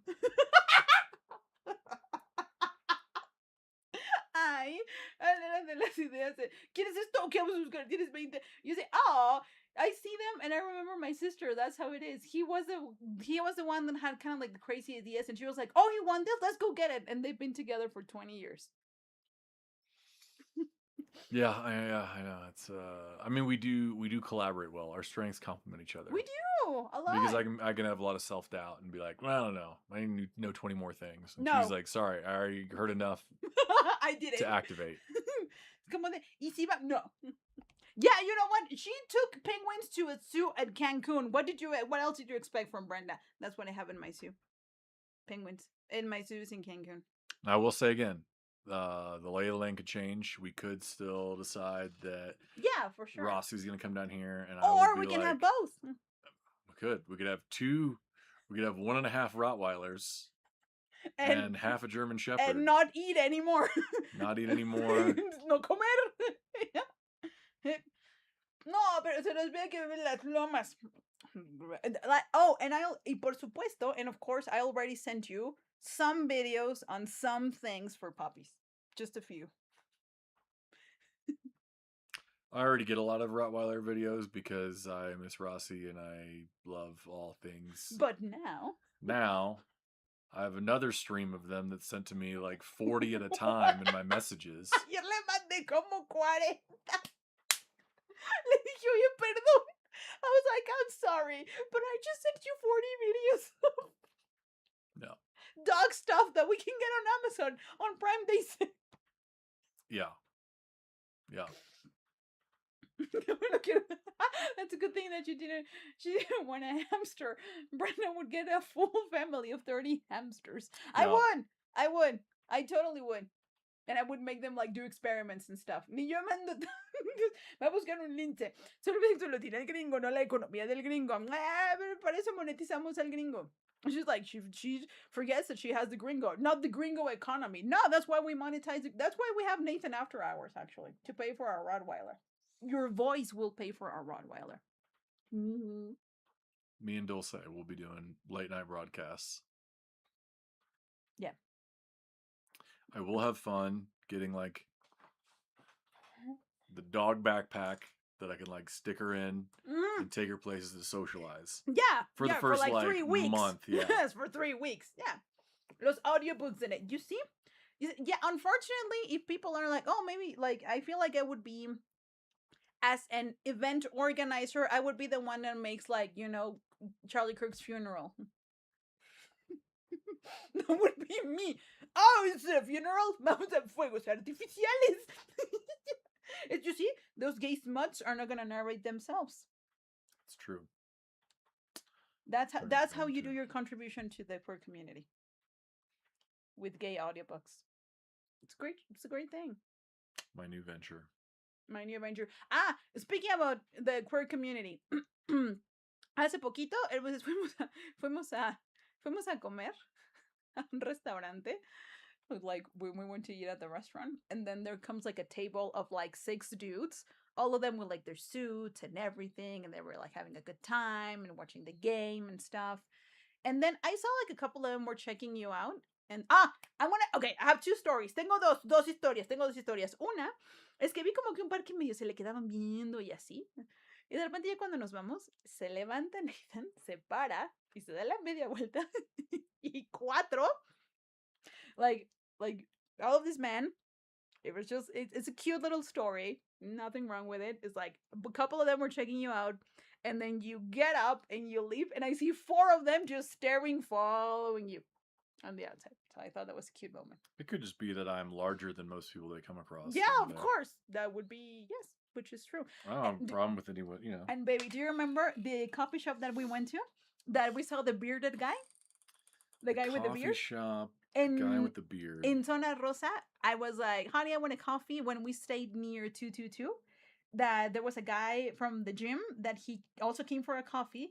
And I was ordering the coffee and he was like standing right next to me. And you were like... When we were in the elevator? No. In the coffee shop. We were in the pink. It was everything pink. Let me show you the photo. Because I took a photo of you. Was this recently? Yes. Look, it was over here, remember?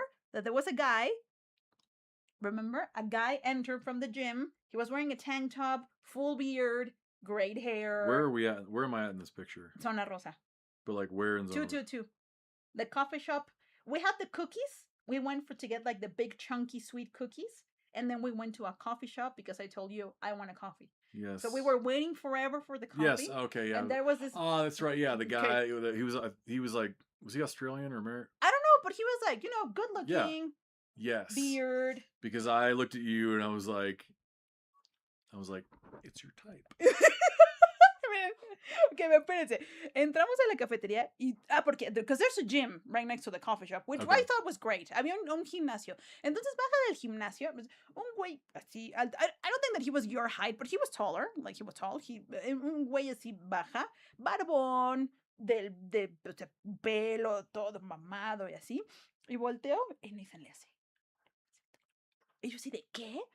Y me acerco más a Nathan y me dice, es que es tu tipo, like, I think he's your type. Porque, o sea, lo único al que le faltaba eran los ojos grises, ¿no? Y me río y regreso. Because how many tall white guys with beards, you know? Yeah. But the funny thing dark hair was like, I came back and I look at him and he's looking at you. And I'm like, well, honey, he may be my type, but you are his type. So, I mean, se los juro, es como de, pues bueno, cielo, puede que él sea mi tipo, pero tú eres su tipo de él. Yep. So it was a great coffee run. It was the greatest coffee run ever. It was fun. But yeah, he was just staring at you. And I was like, yeah, he may be my type, but you are his type. Sometimes you can't help it when you're everyone's type.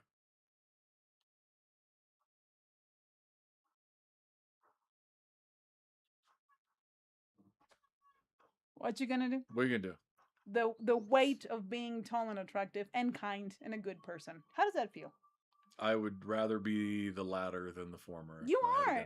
You're a good person. You are the sweetest person. You are my favorite soul on the planet. And with great beard, great hair, and great gray eyes. So yeah, how is that? How is that going for you? Fine. He's learning from I love it. But I find it more, I see, like, from my perspective in the story, at least the first one is what I would say, is that we go and we eat it, and we eat at a restaurant, in a mall, and it's the middle of the day, and so a bunch of like the middle-aged finance bro types are eating food. And Brenda's dressed how Brenda usually dresses when she goes out in public, looking frou-frou. And then for me, I'm an American that already like runs hot to begin with. And mi guardas, my so bodyguard. Like, I will always wear like some form of shorts and my running shoes to bounce around in, and whatever kind of completes the ensemble. Frou-frou, así me dice. Looking what? Frou-frou. Frou-frou. Muy frou-frou. It's her terminology. Les voy a mostrar mi chamarra. I'm going to show them my white jacket soon enough. Continue. And so I usually look like I'm just not in the same class as everyone. Well, that's okay, because it's working class solidarity. But yeah, I usually kind of out of place. That's all right.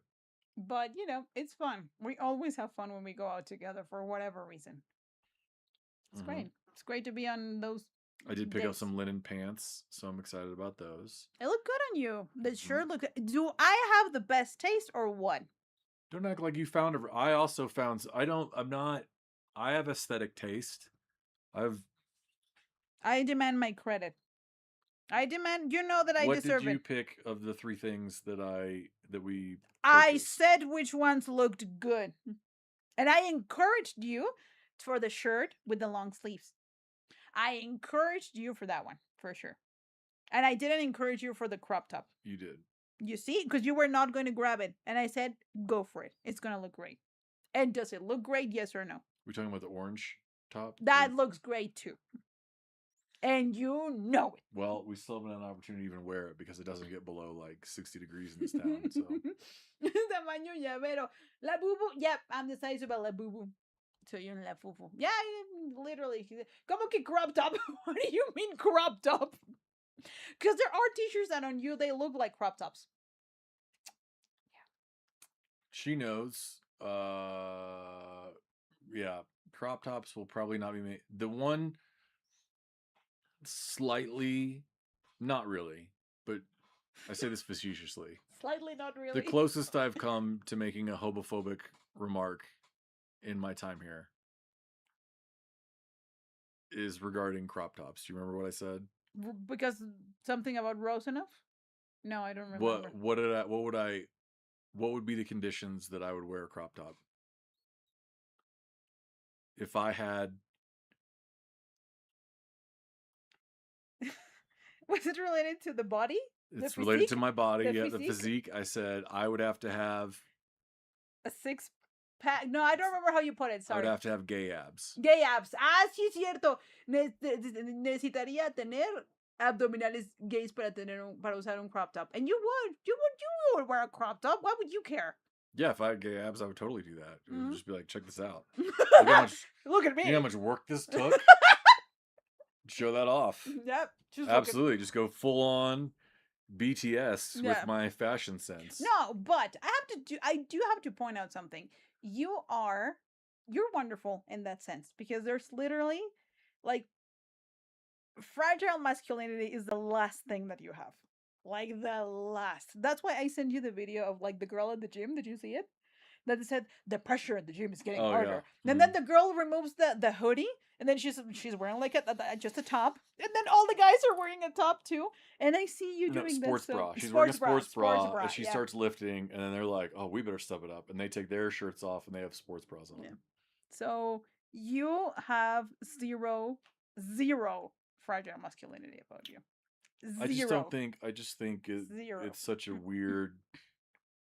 It's like this invented it really is this invented construct of gender norms. Yeah. Because it's like even like watching that stupid debate, you know, you could get like, for instance, you get something about like clothing. Oh, I don't like when men should dress like men. And then it's like, well, you got all these World Cup, Scotland coming over here and all their army of kilts. You know, it's like, what are we talking about? And the funniest thing to me is like, oh yeah, go tell him that he looks gay. Go ahead. Go. Yeah, I mean, so much of it is like it's norms are set by mores, are set by cultural, like these.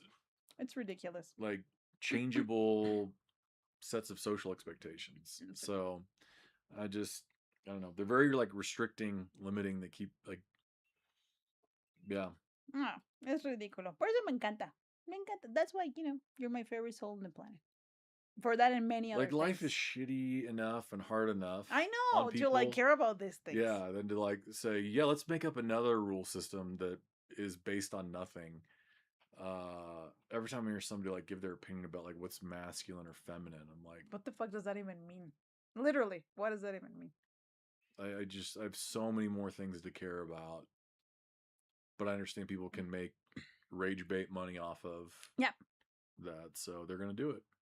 Rage bait money from like saying that men are better in, como dijo la vieja, in better power. Oh, you guys just want men in women's sports. Yeah, because you guys are watching a ton of women's sports, right? You guys are like, you guys are just on the edge of your seat for the WNBA. Is that what I'm hearing? Yeah. No. Shut the fuck up. Yep. Y me perdí. Nos perdimos. But, oh my God, it's almost 11. Ooh. Are we still going to play later? Maybe. I don't know. Why not? Okay, I'm great. We're still in non-teaching weeks. Entonces, So. como dijo la vieja, Although tomorrow's advanced class, right? And we are almost advanced class tomorrow. I'm glad you asked. I'm glad I asked too. I'm glad you asked. Yes. Because, we have here one of our BX. I'm just like, they have to be ready for what's coming for them tomorrow. I don't think they are. But anyways, because, we're just testing their levels of English. That's all we're doing here. We're just putting everyone to the test. I know. so yeah, it's going to be a fun class tomorrow. For us. La clase de los It's gonna be so. Why a test, Professor Nathan? Why a test, Professor Nathan? Why? Why a test? Yeah, why? Why not? Because you all triggered me, and now you have to suffer the consequences. So you will turn to page 394. Anyways, all right. So, I think they're going to try to send Mariela to be like, convince him of not doing the test. No, there's no convincing. No. Ya una vez, eres, yo creo que peor que yo cuando ya está convencido. Porque a mí es como de, sí, yo digo que sí a todo. Pero, yep. So, oh, yeah. Oh, did the mosquito bite me in the neck? Oh, no. I'm gonna have it. Ay, ¿por qué me está dando comezón? Espero que no. Bueno, it's gonna be so much fun. Anyways, but me, I said nothing. So therefore, we're gonna have actual activities and tests and everything to check out everyone's English level. It's gonna be super fun tomorrow. Pero, entonces, on Wednesday we have Nathan After Hours. Let's see what we plan for that for this Wednesday, and then Thursday I've got a bunch of thirst traps that I have to check out. And we Wednesday's can keep also the last of the first round of World Cup for Mexico. Yes. We should have. Mexico would be expected to. Well, Ochoa might play. Ochoa, yeah, dicen que el Ochoa, San Ochoa. Que bueno, San Ochoa. Nathan After Soccer. Nathan and Friday. Do we have? No, we're not doing anything on Friday, are we? Not that I know of. We can stream games after hours. Why not? Soon we're gonna start hitting like all the new releases. Yes, soon enough. Yep. Tómense la goma. Yo quería estar Nathan After. Está bien, está con miércoles. And we really only have like what's now? It's June 22nd. So we should like squeeze everything because when our girl gets here, that's what I'm saying. We've only got about 3 months and change. Yeah. Until we're gonna be taking turns. We had the mascot. Yeah. Yeah, and when she's here, cuando ella está aquí, hopping around in the background. No, but like when she's here, it's gonna be like mom and dad duty. So it's just gonna be one of us. The entire time. It's not gonna be both of us anymore. At least for a while. It's gonna be just like one. We'll just have to get on different computers and one of us hold her and just make sure she's not like wrecking shop somewhere. But they sleep a lot when they're puppies. Rottweilers especially, they just sleep. Yes, for like a few months. And then when she's the teenager in the house, then yeah, she's gonna become sassy and just tell her we'll get her used to the kennel, and then you tell her to go in the kennel, and it's like her kind of wind down area. You put a sheet over it, like they learn to self-soothe, and they'll be right. But do we agree that we need to train her like as? No, we do. Yeah, we gotta get used to like people as efficiently as possible, and we're not gonna be the dad or the mom that makes the other one look bad. I don't. I am steady. What? Give me your hand. We need to seal this deal. You can kiss it. You kiss your own hand. Like. Anyways, gracias para TOEFL episode exámenes de hablo claro, taco por supuesto. Gentle parenting from Nate's side. No. I mean, let's be honest. She's probably gonna be a daddy's girl. verdad, vamos a hacer pues, Daddy ya es. Nada más le falta. Ay, no, en serio, va a I'll ser be a good girl dad. You promise? And not to. Yeah, I don't Here throw. Look, I am. I was good with Rossi Here and I am Max. saying, and you're not gonna overpamper her? Oh yeah, this one over here. Mejor cállate, Like Wanda. I'm gonna. Brenda's the one that literally, like, anytime she leaves the house is gonna come back with a new toy. And by that I mean like a bag of toys. Be like, well, I know we spent this amount of money. 500 pesos on things that will be destroyed in 30 minutes total. But it's fun to watch. And she knows I love her. So here you go, kid. That's exactly very smart, brilliant, very good. We're gonna both the bad and the good parent. Yep. I just hope that we can level that out. Yeah. And then my mom falls in love with her, and then we're just like, Oh yeah, that's you what I feel like. There's the chance of is, you know. I feel that too. Grandma being like. I feel like she's gonna. I feel like she's gonna love her more than you. I mean, she's a 7. She's gonna be the fun time. The fun time squad is growing by 1. That's what's happening. Yep. So it's gonna be Daddy and Grandma. Jennifer's also gonna go crazy. True. Yep. Jennifer. Yep. She'll be a clear front runner favorite. Yeah. So. Yeah, I think that like they both of them are gonna be, and we got my mom's significant other. And my mom's significant other also loves dogs, so it's gonna be crazy. She'll have a lot of love and attention. So much, so freaking much. It's gonna be so adorable to see that. So yeah, new member of the family. Yeah. Sí, Erika, sin broncas. Claro que, pero también no vamos a estar aquí mucho tiempo más. No, Erika's like, in the apartment, can you have pets? Yeah, but we're not gonna be here for there's plans happening. So everything about, and I know that everyone's gonna love her for sure. She's gonna be more popular than you and I for a while, for sure. So yeah.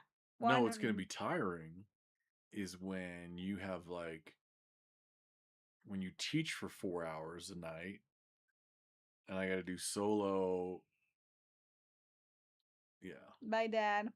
I need Dad. We may need to reconsider this. No, I need Dad to be Dad now. Because Mom is super busy during the week, so I need Dad to be Dad. But you know what? Dad is also an English teacher. So he can every now and then be the English teacher, and then Mom can be on mom duty, and we're good to go. You see, problems. I'm glad you asked. Problem solved. Everyone was a problem story on woman. Well, what was a problem story on man? I'm glad you asked. Anyways, so that's the move when the guys look at me and check me out. Oh yeah, now you're so shy. Just come on. Vean esta acá. ¿Quién le diría que no? Nadie le dice que no. Nadie le dice que no. Pero bueno. And when you move, are you all gonna adopt us, all of us? Yep. For sure. Yeah, then I give it a bright gun to never said, claro. Yeah, so everyone's part of the family now. Everyone is. Would you guys think that we would not be here at 11 p.m. with everyone that we don't consider family and that we love everyone so much? Ay, sí me reí, perdón. Yeah, I did laugh. Yeah, just look at this face. Who's gonna say no to this face? Look at that. Anyways, vámonos a dormir. Es lunes, vámonos a dormir. Vámonos a descansar. Entonces, miren, mañana no nos vemos porque mañana Nathan se pone de profesor estricto. Entonces, mañana no, pero nos vemos el miércoles. Wednesday we have Nathan after hours, and then Thursday nos ven. Claro, no, mañana. Vámonos todos. Ya vemos NFTs y pues nos vemos más días. Nos vemos más días. Hermosos en lo que.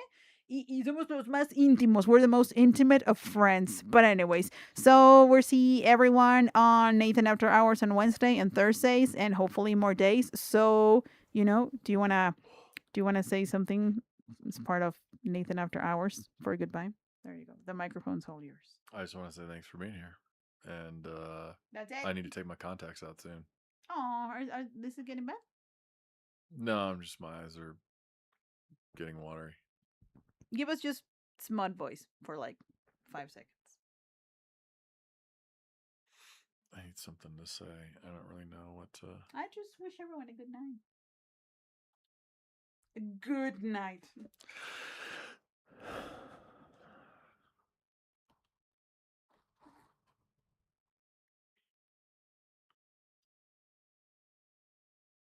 Good night to you all.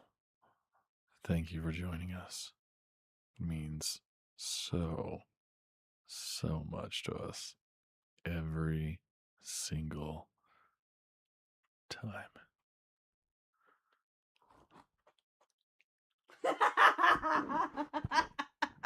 God damn, yeah. Thank you for that.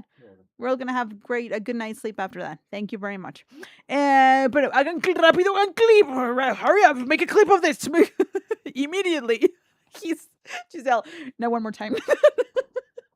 I love you so much. You're great. How was it? A very special limited edition guest. Correct. Thank you very much. Love you. No. Second clip. Y luego nos vemos right? We need to save it for Nathan After Hours on Wednesday, right? Mm-hmm. Well, great. More Nathan next time. I love it so much. Anyways, nos vemos el miércoles. Hermosos, pórtense harto mal. El jueves también. Y ya se la saben. Pórtense harto mal. So we got it. We got the clip. I love it. I'm gonna listen to it myself in other times. Oh, they can do that? Of course they can do that. Wow. Now, the more you know. Wow. The more you know. Nos vemos, hermosos. Las amo. Los amo demasiado. Pórtense harto mal. Y nos vemos el miércoles. Pórtense harto